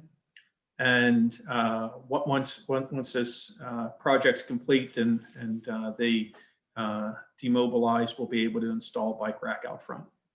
Okay. Do we at least have adequate space, like an area for to install those? Like, is there at least a concrete pad? I think what we're going to do is lose a parking space in order to do that, as opposed to creating new impermeable areas. Okay, great. Thank you. Yep. Upgrade a parking space. Or upgrade a parking space. Yeah. Okay, did we discuss the Longfellow Street stormwater, Councilman Lingua? Yes, yes, Okay. we did. We were told last time that it was taking months upon end to get approvals from, I believe it was, I can't remember if it was county or if it was DPWT or Department of the Environment. It's the county review committee on such. The county requests. review committee. Yes, and I believe it's at the county executive's level or her cabinet level. Yeah. Yeah, that's that. We're still waiting to have them review this and get back to us. Yes, sir. Sounds familiar. Mhm. But yes, that was we had that, and then that was going to be the last thing, but we chose the pollinator garden to end on, and now we're at 54th place. Yes, so next item is 54th Place Pocket Park and Tot Lot. And I'll start on this one, Ivy, and then jump in as I may miss something. As part of demonstrating the commitment to our multifamily neighborhood east of the river, this is to create usable green space. And so the concept is to take this road, 54th Place, which serves as either a cut through to Kenilworth, or just folks going to the Alamo Shopping Center. That's all it services. There's no parking allowed along there currently, and the concept is to take this space and create green space. And there again would be charrettes on this, the thought is that we would to take $100,000 and begin to make some improvements here. Okay, are there council or public comments on this project? I think there's a very novel way of repurposing a roadway. Upgrading. Yes, indeed. Ms. Katz, your hand is up. Yes, I think it's a great project. It's a great creative idea of a place to put it. And I hope that the people on that side of the community really benefit from it. I'm curious, the funding that was obtained to do the playground equipment behind the elementary school, isn't there any funding? Is there funding that you're projecting we could get to actually enhance that space? Well, I think as funding cycles open up, we will apply for additional funding. There was through Department of Natural Resources is where we've received money in the past. We currently have grant applications in to DNR for the Field of Dreams. And our hope is that in the next month and a half, we will hear back that we'll be getting money for those projects. But those applications go in August, so it doesn't match up to our fiscal year. So we put some money in to make some initial improvements. But as with many park projects, you do it in a phased way. And so we look forward to most likely using NDC and having community charrettes and getting ideas for improvements that we can make at that time. Okay, great. I do think there's some other sources for actual playground equipment that come, like nonprofits that can come and actually build things. But the other question I had was about the concrete there, the concrete surfaces. Is the assumption that, am I assuming that would be taken up, or you would be building on top of that? The staff's assumption is that would, the macadam would be removed. And it would be a permeable area, perhaps with a walkway through it, but it would be a linear park. Our property through there is about 32 feet wide and about 300 feet long. Great, thank you. Any additional council or public comments? Okay, let's move on to page 209, building weatherization and stabilization at 6105 51st Avenue. Ms. Lewis, do you want to take this one? Sure. This is the Boys and Girls Club, and this project is long overdue. The structure has been vacant for a number of years with little or no maintenance or the improvements that have been needed for a while, especially to the roof and the main entryway. Weatherization is another need at the building. Of course, this is the site of the food forest that will continue to evolve in some form over the next couple of years. The building can provide storage space for specific DPW equipment and supplies needed for site maintenance during all seasons. This project is funded at $30,000. Are there public or council comments on this project? I take it this is part of a larger effort towards, in conjunction with the community gardens being put in there, and will develop and evolve as such. Yes, sir. Okay. Maybe a great use for the space. I mean, you're gonna need it over there, so, or the town will need it over there. Ms. Katz, your hand is up. Yes, I would just like to encourage the council to definitely support this one, because they say the most economical buildings that there are, most cost-saving buildings that there are the ones that already exist. They're the best for the planet because you're not having to get new resources to build something new. And nice brick building that obviously is long overdue for keeping it standing. Appreciate the staff thinking of the project. Not only the community garden, but potentially the dog park as well is not too far from here. I think there's a lot of uses, as well as the uses stated in the CIP here for the staff. The staff needs more stuff here as well. So this is a great asset to the community, and I'm glad the staff's recommending we continue to invest in it. Thank you, Ms. Katz. Clan McAllister. Thank you, Mr. Mayor. Quick question about that. I've been trying to look up the history of that building. I also looked at the aerials, the historic aerials. I guess I was just trying to get a little bit more history on that building. There's nothing on it. I heard it was a donation to the town. There is a plaque on it, and I can't remember what the plaque says. But there is a plaque, and it mentions a mayor and when the building was dedicated. But I don't know any additional history, sir. Okay, and then I guess going forward, if we're going to put money into it, is there a use or an intent of what it's going to be used for? Again, just initially for additional storage for public works. So we'll have some small supplies and tools on that side of town. Gotcha. Okay. Thanks. But it's mostly stabilization and protecting the structure at this time. Yes, it needs a new roof. It's in dire need of a new roof. Okay. Any additional public comments or council comments on this project?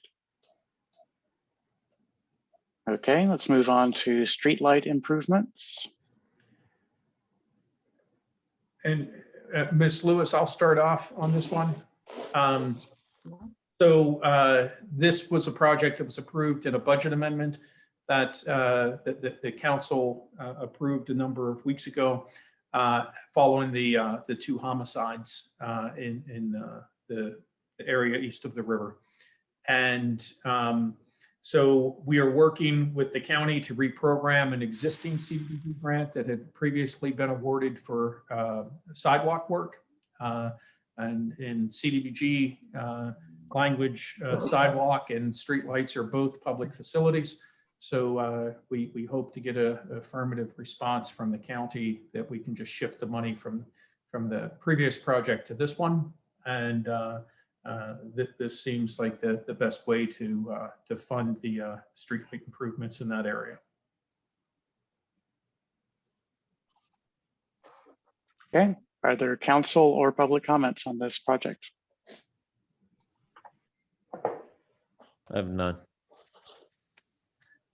Mr. McAllister, I'm making a guess here. Yeah, Pepco recently approved and is going towards all LED lighting. Do we know if that's going to be LED versus the high pressure sodium that's out there? All the lights will be LED lighting, and we are hoping to install it will probably be a mix between Pepco lights and town lights. So we would carry the town poles across the river and into that other neighborhood. Decorative town poles. Yes, sir. Thank you. Great, thank you.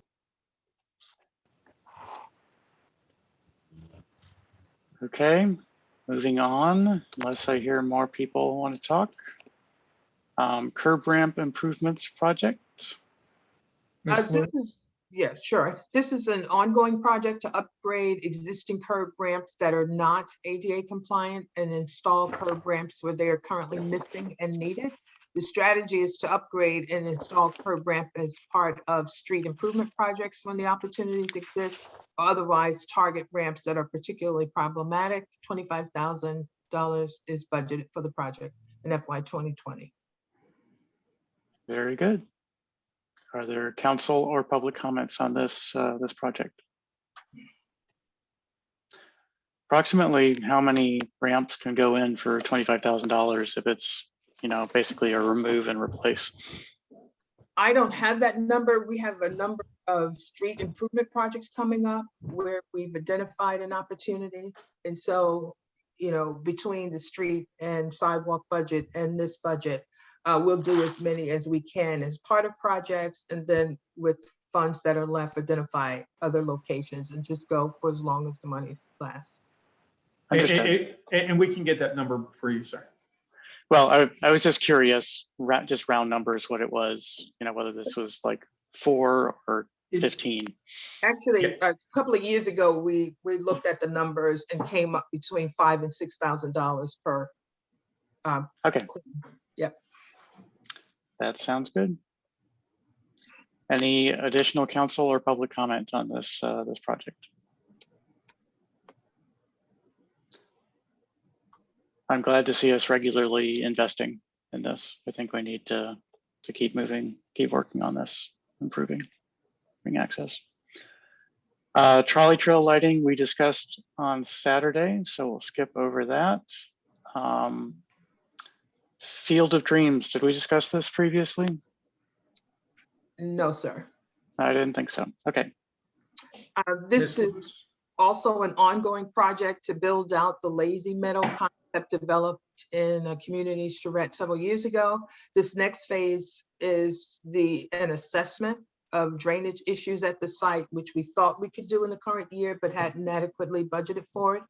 And to get a design on how to improve drainage across the site. I'll just mention that additional trees will be planted this fiscal year in partnership with CCAR, and when an agreement is finalized with the county for funding additional trees. But the main focus of this project is to deal with drainage issues at the site. Okay. Do we have a final detailed design for the park? We have the concept, the lazy, Okay. so-called lazy meadow concept. Okay. Mm-hmm. It Just can be making sure. fine-tuned to some degree once these drainage issues and the solutions for addressing them are identified. I just remembered we had a concept and wanted to make sure I hadn't missed a detailed plan coming through. So thank you. Are there additional? Looks like Mr. McAllister has a comment. Hi, this is Karen this time. Ah. At this Saturday's budget hearing meeting, we did a little cleanup, which was awesome. But could you just really briefly, I know we want to get through this meeting, just mention the trolley trail lighting, if it's going forward, and just a couple of details, please. I'll back up and give a quick summary. We have plans that are in the hands of town staff. They will be reviewed by the MUTC as soon as staff have enough time to come to the meeting and the MUTC committee has time to review them. There's a mix of Pepco poles, lights mounted on Pepco poles, and decorative lighting, and attention has been, a good bit of attention has been placed towards making sure it doesn't impact the quality of life for nearby residents by having lights from the trail shining in their windows. There's a complication in that a bond bill was submitted to the state legislature this year on behalf of, without prior discussion with MNC PPC, to light the same section of trail, and we will have to sort that out. So the project may be delayed as we figure out how those two projects mesh. Is that a good enough summary? Do you have any more questions? And does staff have any additional comments to add to that? I think that's accurate, sir. Thank you. So I read in some of the delegates' newsletters that funding was awarded, but I guess I didn't understand what you were saying, that like it was double applied for or something, and so that it's delayed. I'm sorry, I'm unclear on what you're saying there. Did you want me to take that, sir? Or please do. Please go ahead. So the town received a bond bill, and so we have $85,000 in state money towards this project. We anticipate that with the town's match is sufficient to provide lighting on the trolley trail. A third party again applied for a bond bill, this time in the name of MNCPPC, but did not coordinate with Park and Planning. And so Park and Planning was surprised, I believe is accurate, when they received correspondence saying you've been awarded this, now you have to come up with a match. So there's some confusion that the state has now provided money twice. And the second time, it's that bond bill is for $1 million, requiring $1 million match is my understanding. And it's not $1 million project unless you're starting to remove existing light poles.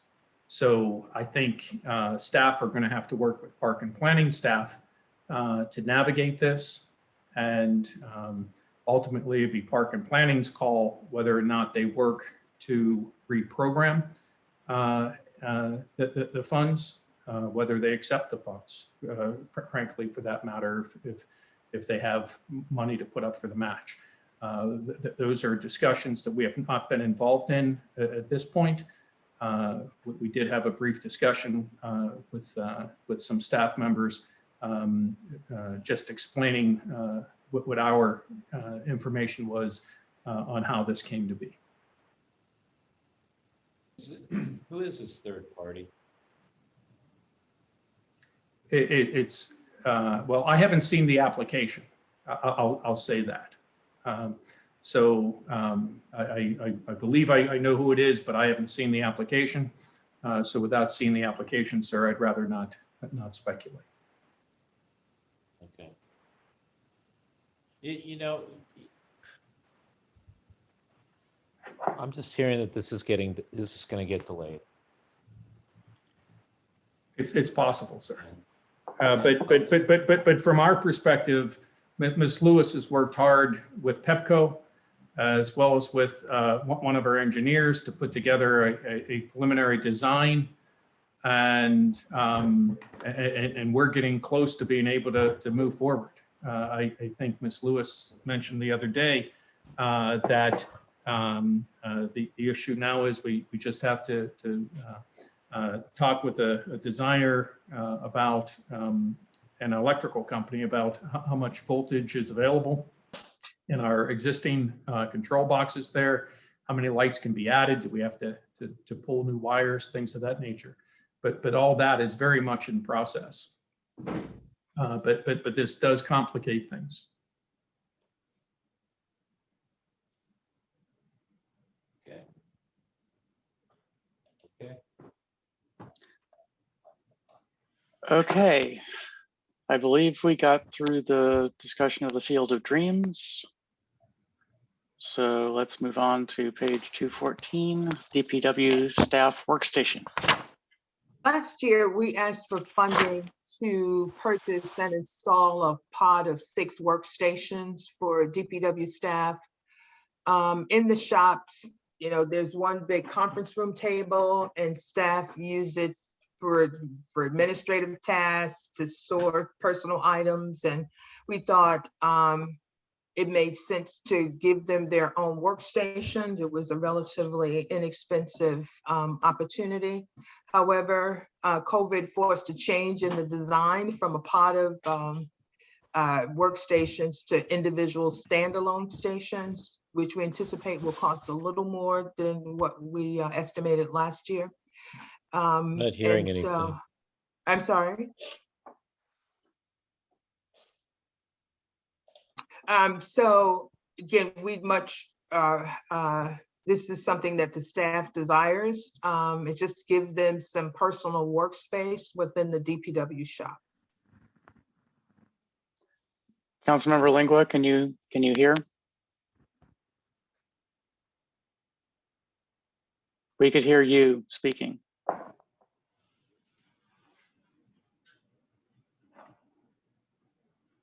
Councilmember Lingua.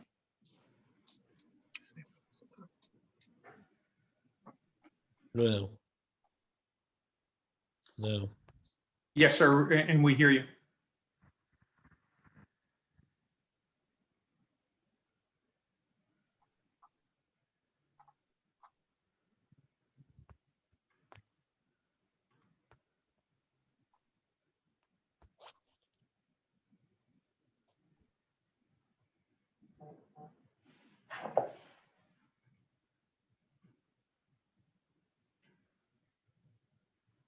So Councilmember Lingua says he cannot hear us. He is in the chat with me.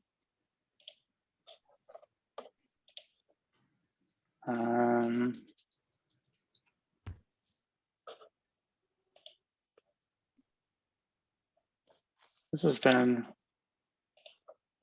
technical glitch, evening of technical glitches.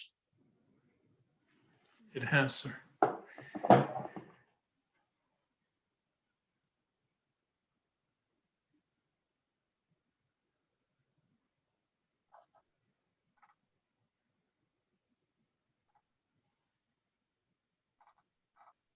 Was he calling in?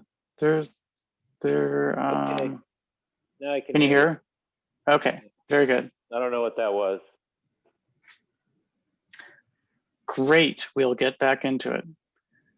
So, Mr. or Ms. McAllister, see a hand up.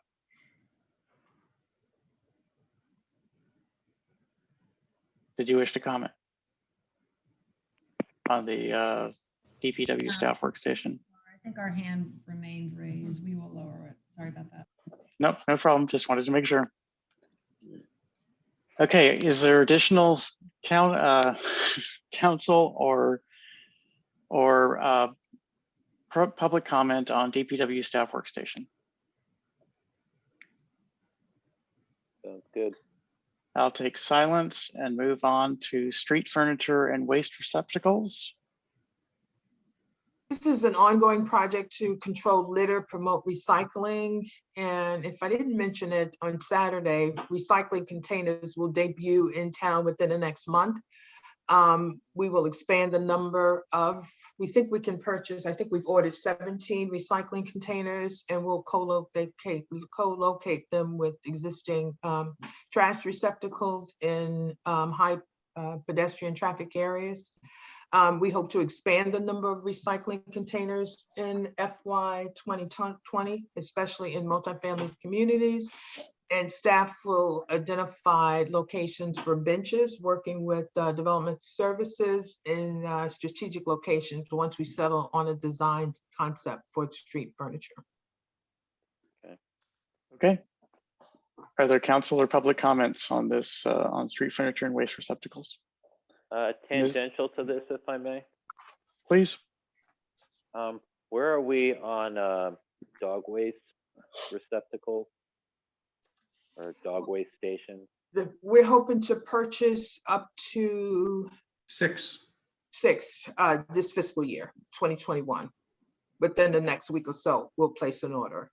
And we have the locations identified by the green team. Okay, and those are going to be advertised and made known at what point? I can speak to that. You want me to speak to that? Please do, Ms. Katz. Okay, I want to make sure it's okay. Is that okay, Ivy and John? Oh, absolutely, sure. Sure. So, it just escaped my mind. What did you just ask? You asked Locations and advertising. yes, the Sustainability Sustainability Committee. We have a couple of members on the committee that are working on actually a graphical picture of where all the dog waste stations will be in town. And we've already mapped them out on Google Maps, and we're going to create a PDF that we're going to send to the town clerk to post on the website. So the committee itself hopefully is going to take that burden off the staff for creating that product so that people can see where the dog waste stations are just off of their smartphone if they want to do that. Beautiful. Could you send me a link, please? Sure. When actually to your point, we should communicate it. You should know when it's posted, because we should do it. I'm sure it'll be on Facebook and those other sources for communicating out to the population about it. But yes. I'd appreciate a look ahead of time, please. Okay. Ms. Katz, did you have additional comments on the street furniture and waste receptacles? Thank you for asking.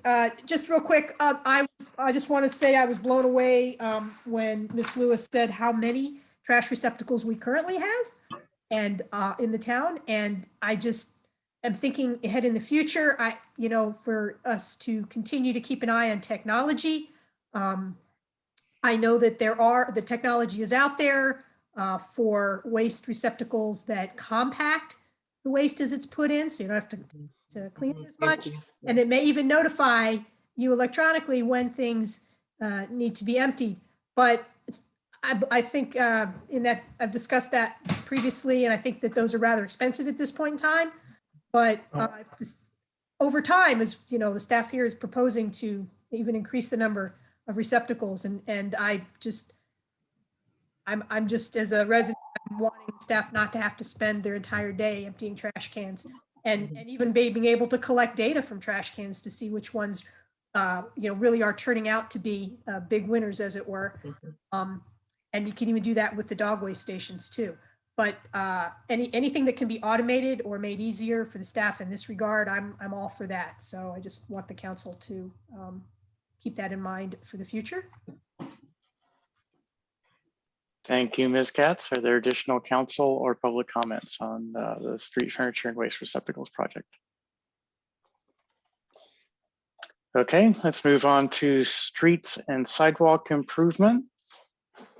I am happy to report that we've made significant progress this fiscal year to identify priority locations for street, particularly street, but also sidewalk improvement projects. One of the town's on-call engineers recommended a road assessment tool called robotics. In fact, the county is using this system as well, that was used to assess, rank, and map road conditions townwide.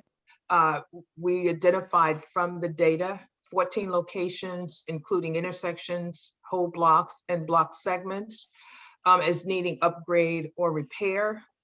Staff prioritize those locations based on severity of conditions. And we will present the robotics assessment tools and all 14 projects and the staff ranking of them at a future or upcoming council meeting. Fantastic. And you're looking to spend a lot of money this year. So that's means we'll have some projects. Are there council or public comments on this project?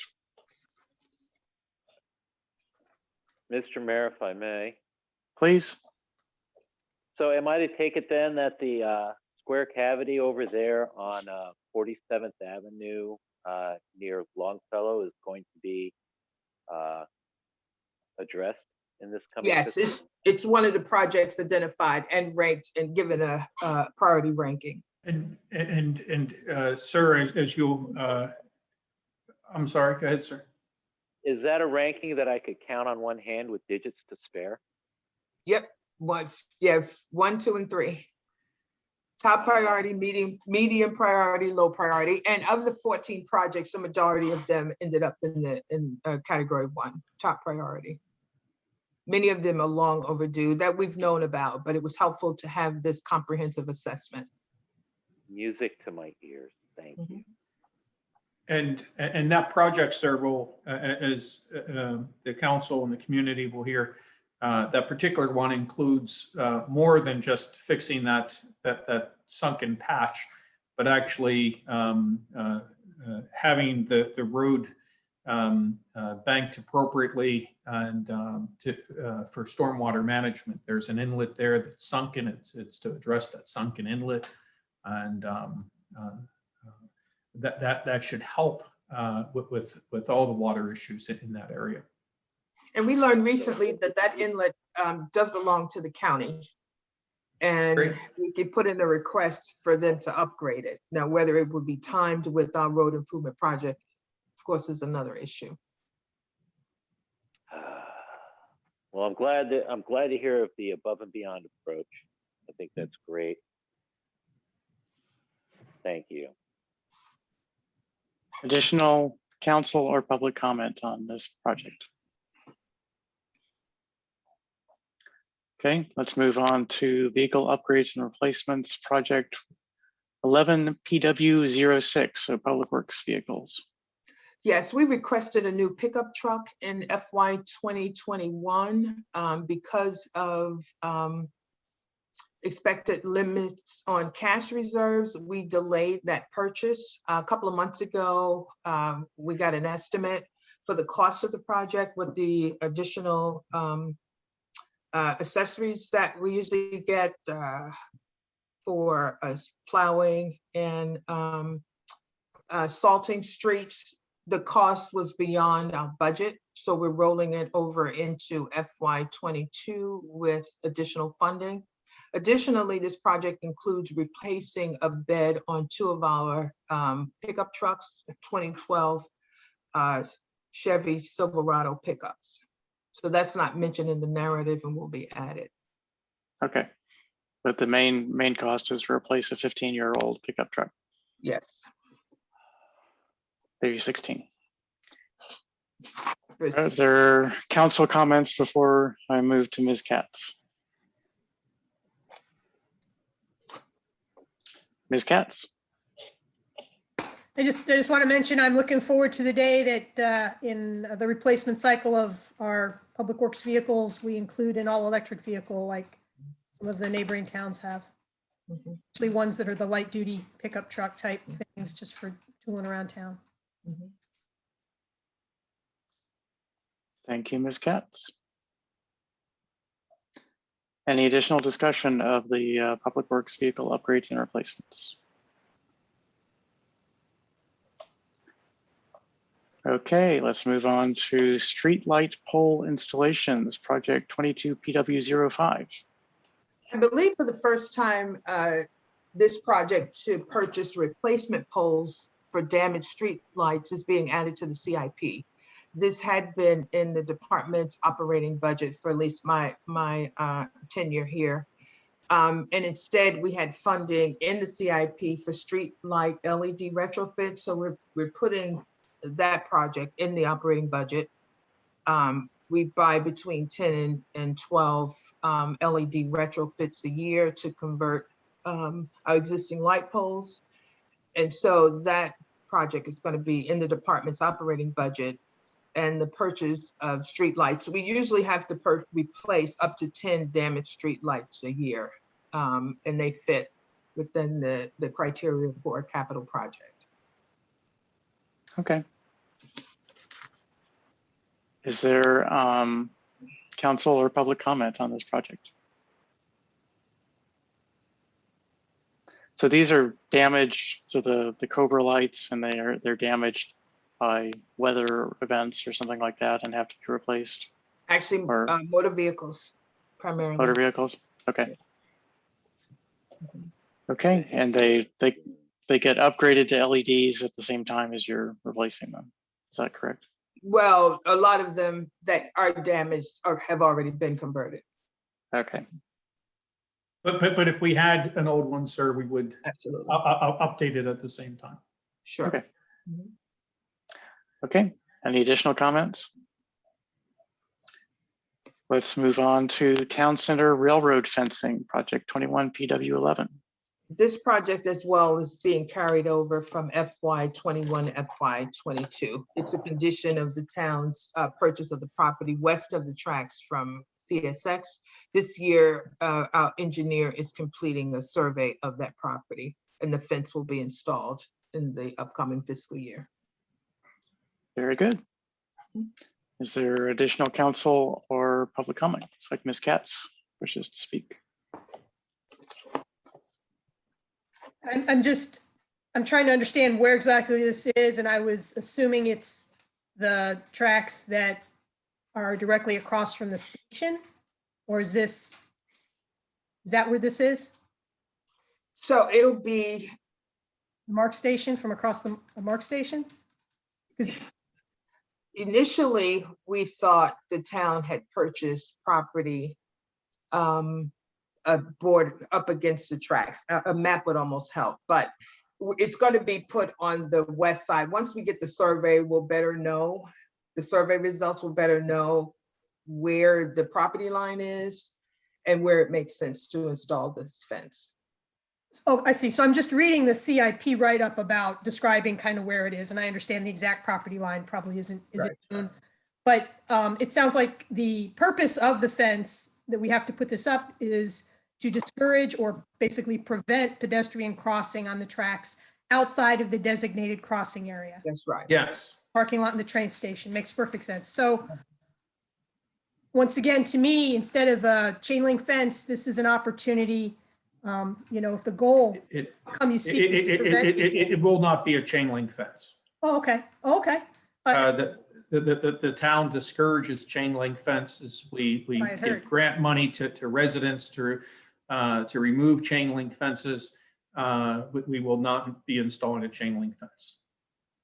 So some other kind of fence is Yes. you're saying? Okay. Yes. Depending on the length of the span of this yardage, I don't know. Is this like we're talking? We don't know yet. 50 yards of property here, 50 yards of fence? Are we talking 20 yards of fence or? It's, I believe it's going to be about 100 feet. 100 feet. it may be a little bit more than that. Mhm. But we are waiting for the survey, and this project is not an optional project. Right. We're We're required to put up the a town fence. signed an agreement, a condition of the purchase of the property a number of years ago.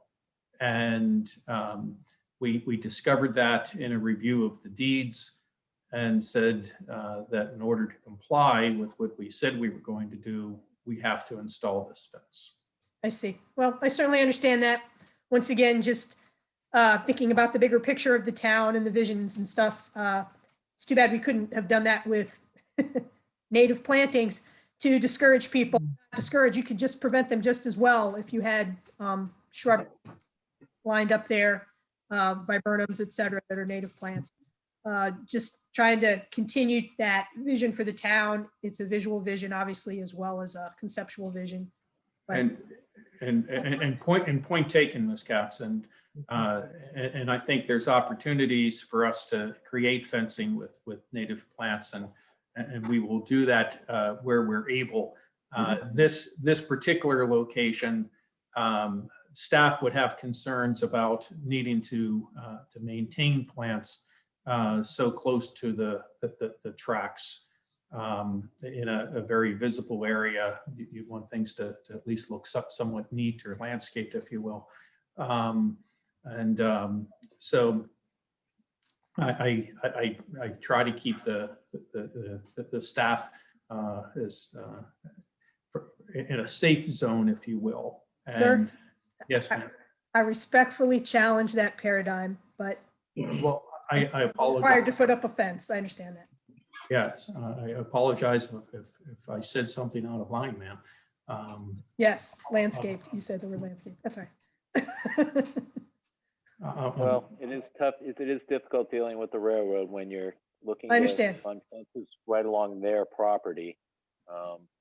Well, you should see what's along their property now. The trash is atrocious, and the vegetation is atrocious there as well. And that's putting a judgment on it, but it's mostly invasive. Yeah, I understand. It's not all one way or the other. That's for sure. It's there's pros and cons to both things. Okay, are there additional comments on Town Center Railroad fencing project? Hearing none, we can move on to the neighborhood safety camera system. Chief?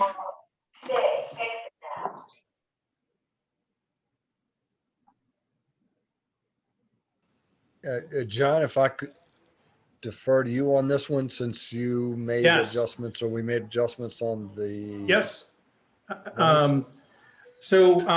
This was also part of a budget amendment in response to the two homicides that occurred earlier this year.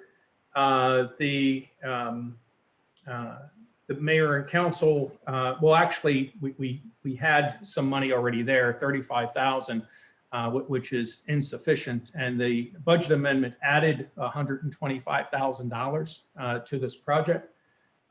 We believe that we will get some of the design work done yet this fiscal year, have a request for proposals issued near the new fiscal year, and then have a camera system installed. In talking with the chief, it's likely that some of the cameras will be mobile or portable, and some may be stationary. So we want to hear from the design professionals, and the chief will direct this project so it's most effective to reduce crime and the fear of crime. Is that said appropriately, sir? Yes, sir. Thank you. Thank you, Chief. Thank you, Mr. Listician. Are there council or public comments on this project? Ms. Katz, I was about to call on you when that hand went down, so, okay. Hearing no comments, I'll move on to police vehicle replacements, project 11 PD06. Chief, if you can handle your. Yes, sir. So good evening, everyone. This will be a continuation of our leasing program as we work towards replacing older fleet vehicles that are generating significant expenses in repairs. The leased vehicles that we'll be bringing in this year, again, through the Ford dealer on a piggyback, but for especially for Miss Katz, it's good to know that these are the hybrid engines. It is a $3,300 upgrade over the cost of the standard vehicles, but they're hybrids and tried and tested and capable of handling the patrol aspects that we need the vehicles to be able to accommodate. So just a continuation of the lease, and I believe this will be our third year of the lease, or third lease program. And we're also reducing the number of years that we're leasing the vehicles in order to reduce the costs and eliminate extended payments for vehicles over the out years. John, does that cover that? Yes, sir. Thank you. Are there council or public comments on this project? Ms. Katz? I think you answered my question at the very last thing you said there, Chief, but I was just curious why we want to own these vehicles after leasing them with technology changing the way it is. Every in 5 years, we can actually own the vehicle, but will we want to at that point, or will we want to read something that's more advanced? Chief, if I could answer this. Yes, sir. The short answer is because we can't afford to replace our entire fleet.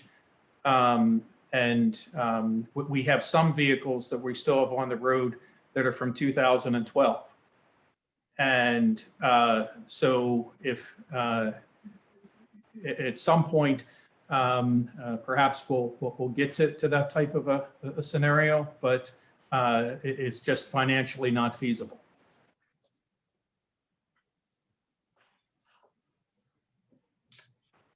Any additional council or public questions or comments? Just for clarification, we're lowering the lease from what to what? The lease year term? So we're reducing it to a 4-year lease from a 5-year lease, and it's going to save us considerable amount of money. Okay. Okay. Move on to ballistic shields, project 21 PD01. And that's just in there, sir, to demonstrate that the project was complete in this year and it's not being funded next year. Okay. Hopefully no questions or comments on that. Next project, technology improvements, project 21 PD05. Chief.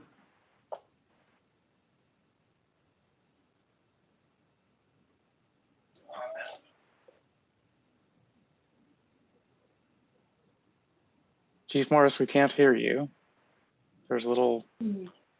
My apologies. So this is as we continue to upgrade our vehicles, we need to upgrade the mobile data terminals that are in the vehicles to meet the requirements of the RMS system. So these purchases will continue to increase or improve our technology, both to ensure that our new leased vehicles have the most up-to-date technology, as well as replacing some of the older laptop computers, MDTs, and some of the older vehicles in order to be able to maintain compatibility with the county's RMS system. And again, this will be a piggybacked contract, so we're getting the best prices on the bids. Very good. Thank you, Chief. Are there council or public comments on this project?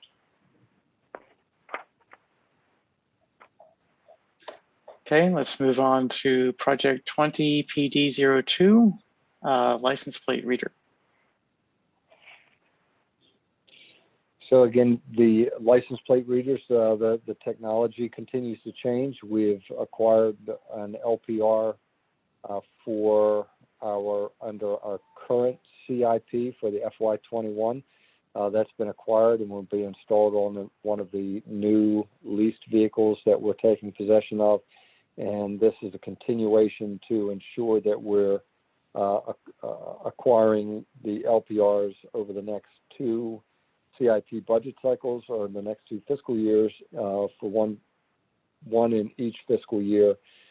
This technology helps to serve as far as identifying not only suspended tags or driver's licenses, but more importantly, it assists in and aids in investigations related to vehicles that are involved in criminal activity.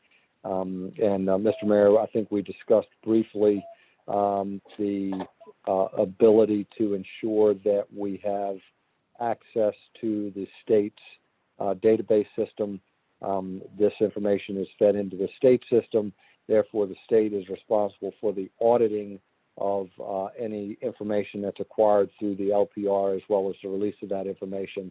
So we feel that's the best way to go. It keeps us out of that auditing business, but ensures that we have access to the information when it's essential to our investigations. Yes, I remember a case when we first got some license plate readers years ago of a series of bank robberies that were solved partly because of the access to this technology. So very interesting to have that. I have one question about the project, which is that it says under budget impact that funding is available from restricted use CIP, and then the funding sources say unrestricted. Mr. Jones? Can you respond to that?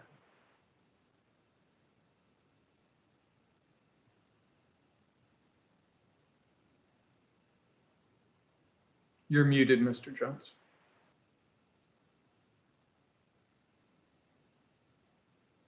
I'm sorry. The question is that the description says that we're using restricted funds, but it shows that it says unrestricted down below. Can you clarify if it's a typo up above or down below? Are we using Yeah. Could you restricted scroll up or a little bit for me, Ryan? Thank you. Sorry, scroll where? Yeah, it's supposed to be unrestricted. So I'll have to make an adjustment to the budget impact portion right there. Thank you. Okay, I'm not concerned. I just wanted to have it be consistent at least. Oh, yeah, absolutely.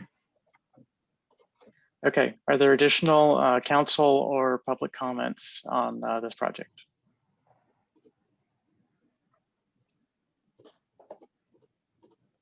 Okay, that's it.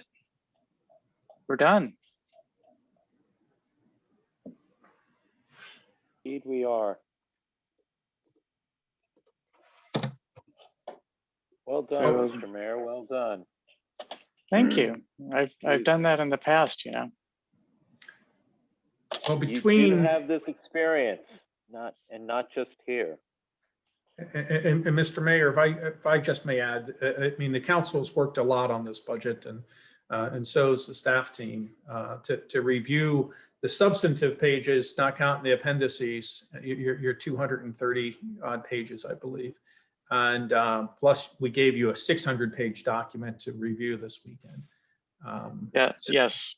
I mean, there's just been a lot of data that's been given and shared. We also appreciate the members of the community who have reviewed this document and provided their insights and their questions. All that helps us become a better town. So thank you all. Thanks to you and the staff for preparing a very detailed, nicely presented budget and balanced. I know that that was difficult given the constraints and the expectations. So thank you. Thank you to all of you. The hard work. Indeed. Indeed. Reviewing a several hundred page budget is a lot easier than generating that same budget. And I recognize this, and I think the rest of the council does as well. Agreed. Thank you. As always, past few years have been really great in terms of the ease of reviewing and understanding why, why everything is where it is, and reading the budget more like a story, which is helpful, especially with the intros. So thank you. I know the staff worked really hard on it.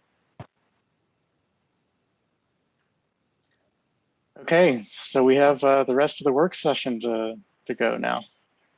And so I will start with the mayor's report, which I will defer almost all of to next week. One item I'll cover, two items.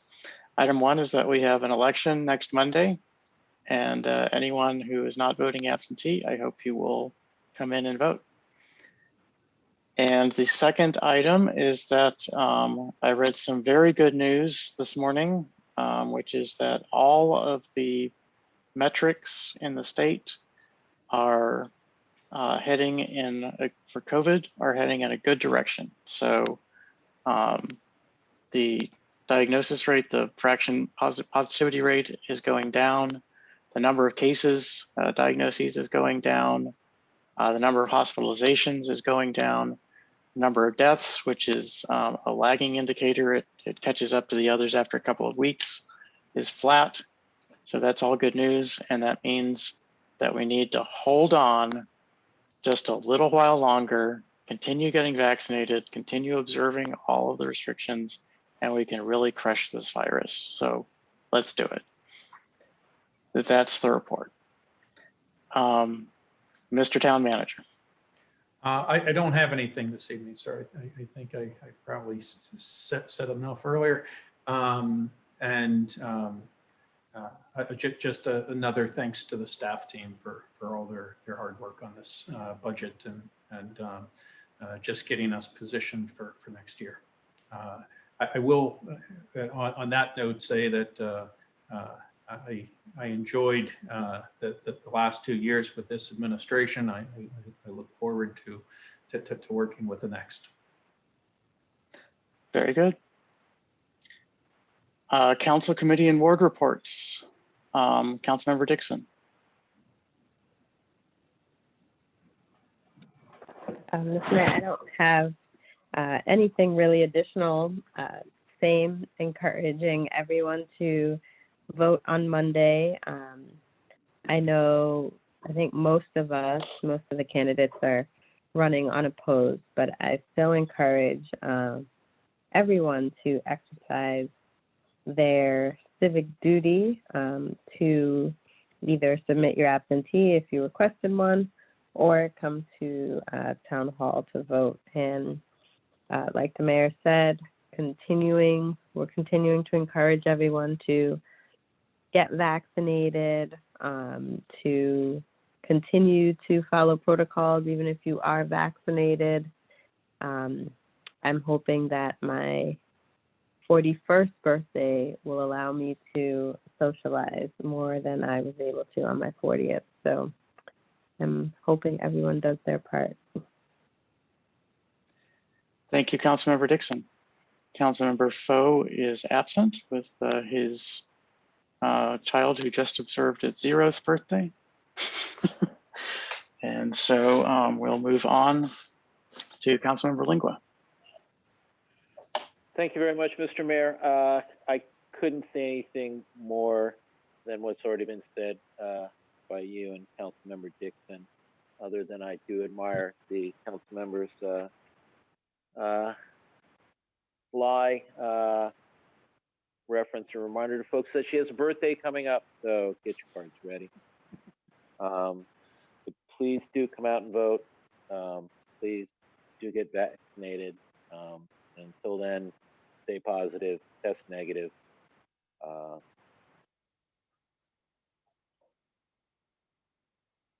There you go. Thank you, council member. Council members Henry and Richardson are absent. Council member Mayers. No ward report at this time. Thank you very much. That brings us to public comments. Are there any public comments this evening?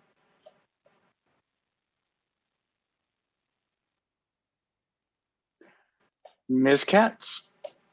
Certainly, since I participated a bit tonight, I just do want to express my appreciation for the work the staff does, the work the council does, and the ability that they give me to, participate in the process, not just myself, but anyone else in town that would like to participate. And we've had some other folks here tonight, which has been great. And once again, thank you so much, and I look forward to continuing to work with you both, council and staff, and other residents in the future. Thank you, Ms. Katz. Any additional public comments? Hearing none, seeing no hands going up, we'll move on to work session discussion items. First item is fiscal year 2021 revenue analysis. Mr. Jones?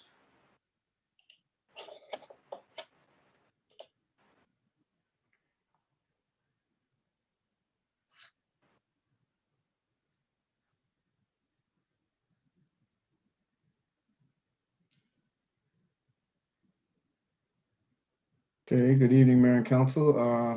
As John mentioned, I'll be covering the revenue analysis, which, like the previous revenue analysis, covers the current fiscal year as well as the 3 fiscal years that preceded, FY 2020, FY 2019, and FY 2018. So currently where we're at for local taxes, which consists of the real estate taxes, the personal property tax, the local income taxes, and the operating tax, we are currently at $6,476,386. In comparison to previous years, we are outperforming the 3 previous years. The next highest was actually the last fiscal year at $6,102,504. And as of now, we do like where the town is positioned for our local taxes. We are still awaiting the final amount that we will add back to the real estate taxes, which is line 4001. Still awaiting, but we do anticipate adding $107,000 to real estate taxes for that particular line item. For local income taxes, 4012, we typically receive funds at the end of the month. So when we present the finance reports that cover April, we should see an increase there. And yeah, that covers the local taxes. The next major category is the licenses and permits. We're currently at $222,368.44. A little bit higher than the previous fiscal year, lower than FY 2019, lower than 2018. There was significant building permits 2018, as that fiscal year we outperformed all 3 years thereafter. The next major category is administrative fees, which includes abatement charges and municipal infractions. The town currently sits at $1,400, down a bit from the previous year of $3,600. The next major category is fines and forfeitures. This includes the police reports, the vehicle impounds, and parking citations. So currently, the town has received $35,366 with vehicle impounds, parking citations, and police reports. a bit lower than where we've been at in the previous years, a lot of which can be attributed to the current pandemic. The last category is community safety programs. This is our speed camera revenue. We are outperforming the last 3 previous years significantly. We currently the town is currently at $752,407. Again, this is due in part to less cars on the road, more speeding, more speed ticket revenue. So overall, we are outperforming the 3 previous years. We have a net operating income with all the included revenue categories of $7,487,928.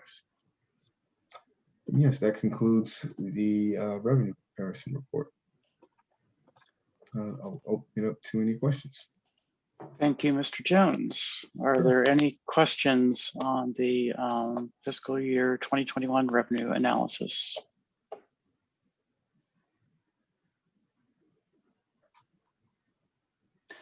I'll just point out that in the building permits that I guess it was 2018, that exceeded the next 3 years combined. So that was quite a year.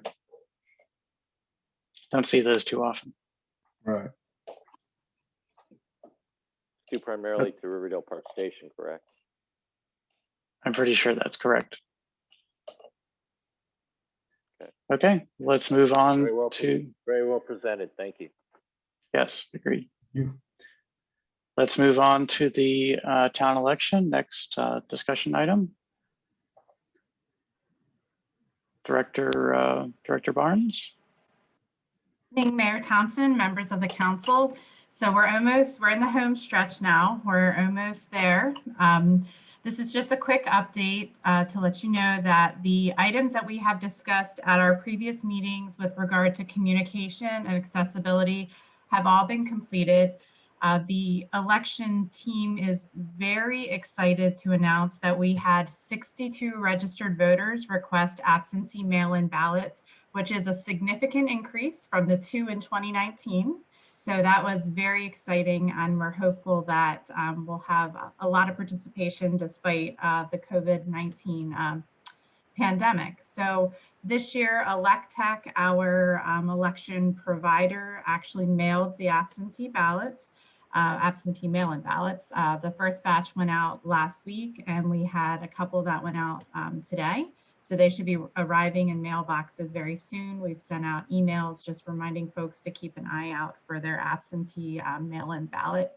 The deadline was Friday at 5 p.m., which made it a little bit of a tight turnaround. So that might be something that we want to address when we talk this summer about election process. Tomorrow, town staff will be going to the Board of Elections, the County Board of Elections, and picking up the election materials for the town. And then on Wednesday, the 28th, the election judges and the alternate election judges will meet at Town Hall to do a brief walkthrough of the polling place, which is, of course, the council chambers, and to review our COVID-19 protocols and just receive some basic training for Election Day. So as a reminder, on Monday, May the 3rd, the polls do not close until 8 o'clock.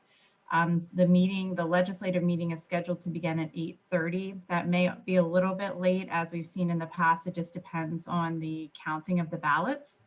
A lot of things are a little bit easier now, but we do have 62 absentee ballots out there that will likely have to be hand counted. Then on May the 4th, we have our regular, it's a special legislative meeting, but a full agenda. I did want to mention also that we received 12 new applications for our supplemental voter registry, which was phenomenal. This is the first time we've had pre-registration for our supplemental voter registry, and we're looking forward to seeing how many folks come in on site and register the day of. So we're ready to go. We're looking forward to Monday, and we hope everyone comes out and votes. We've encouraged everyone as much as possible to come on out. We met with the elementary school last week with some of the parents, and just really encouraged everyone to come out. It's going to be safe, easy, and quick. So thank you again for the opportunity to talk about the election. It's one of my favorite things, and I'm looking forward to Monday night. Thank you, Director Barnes. I appreciate all of the work that you have put in. I'm sure you've burned the midnight oil quite a bit during the last few months, so appreciate that. Certainly. Are there additional council or public comments on this item?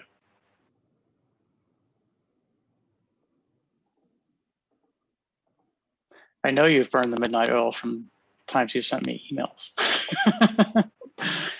Okay. Next item on the agenda are minutes. Please review the minutes and provide any corrections or changes to Director Barnes. And that brings us to new business. Are there any items of new business?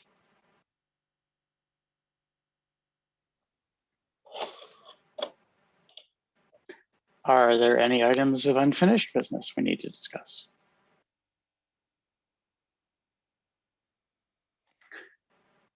Well, then let's walk away from our technology-plagued evening. And I'm gonna have some dinner, and I'll see you all next Monday, if not sooner, at Election Day. Have a good evening. Thank you all Thank very you. much. Thank you, you too. Good night.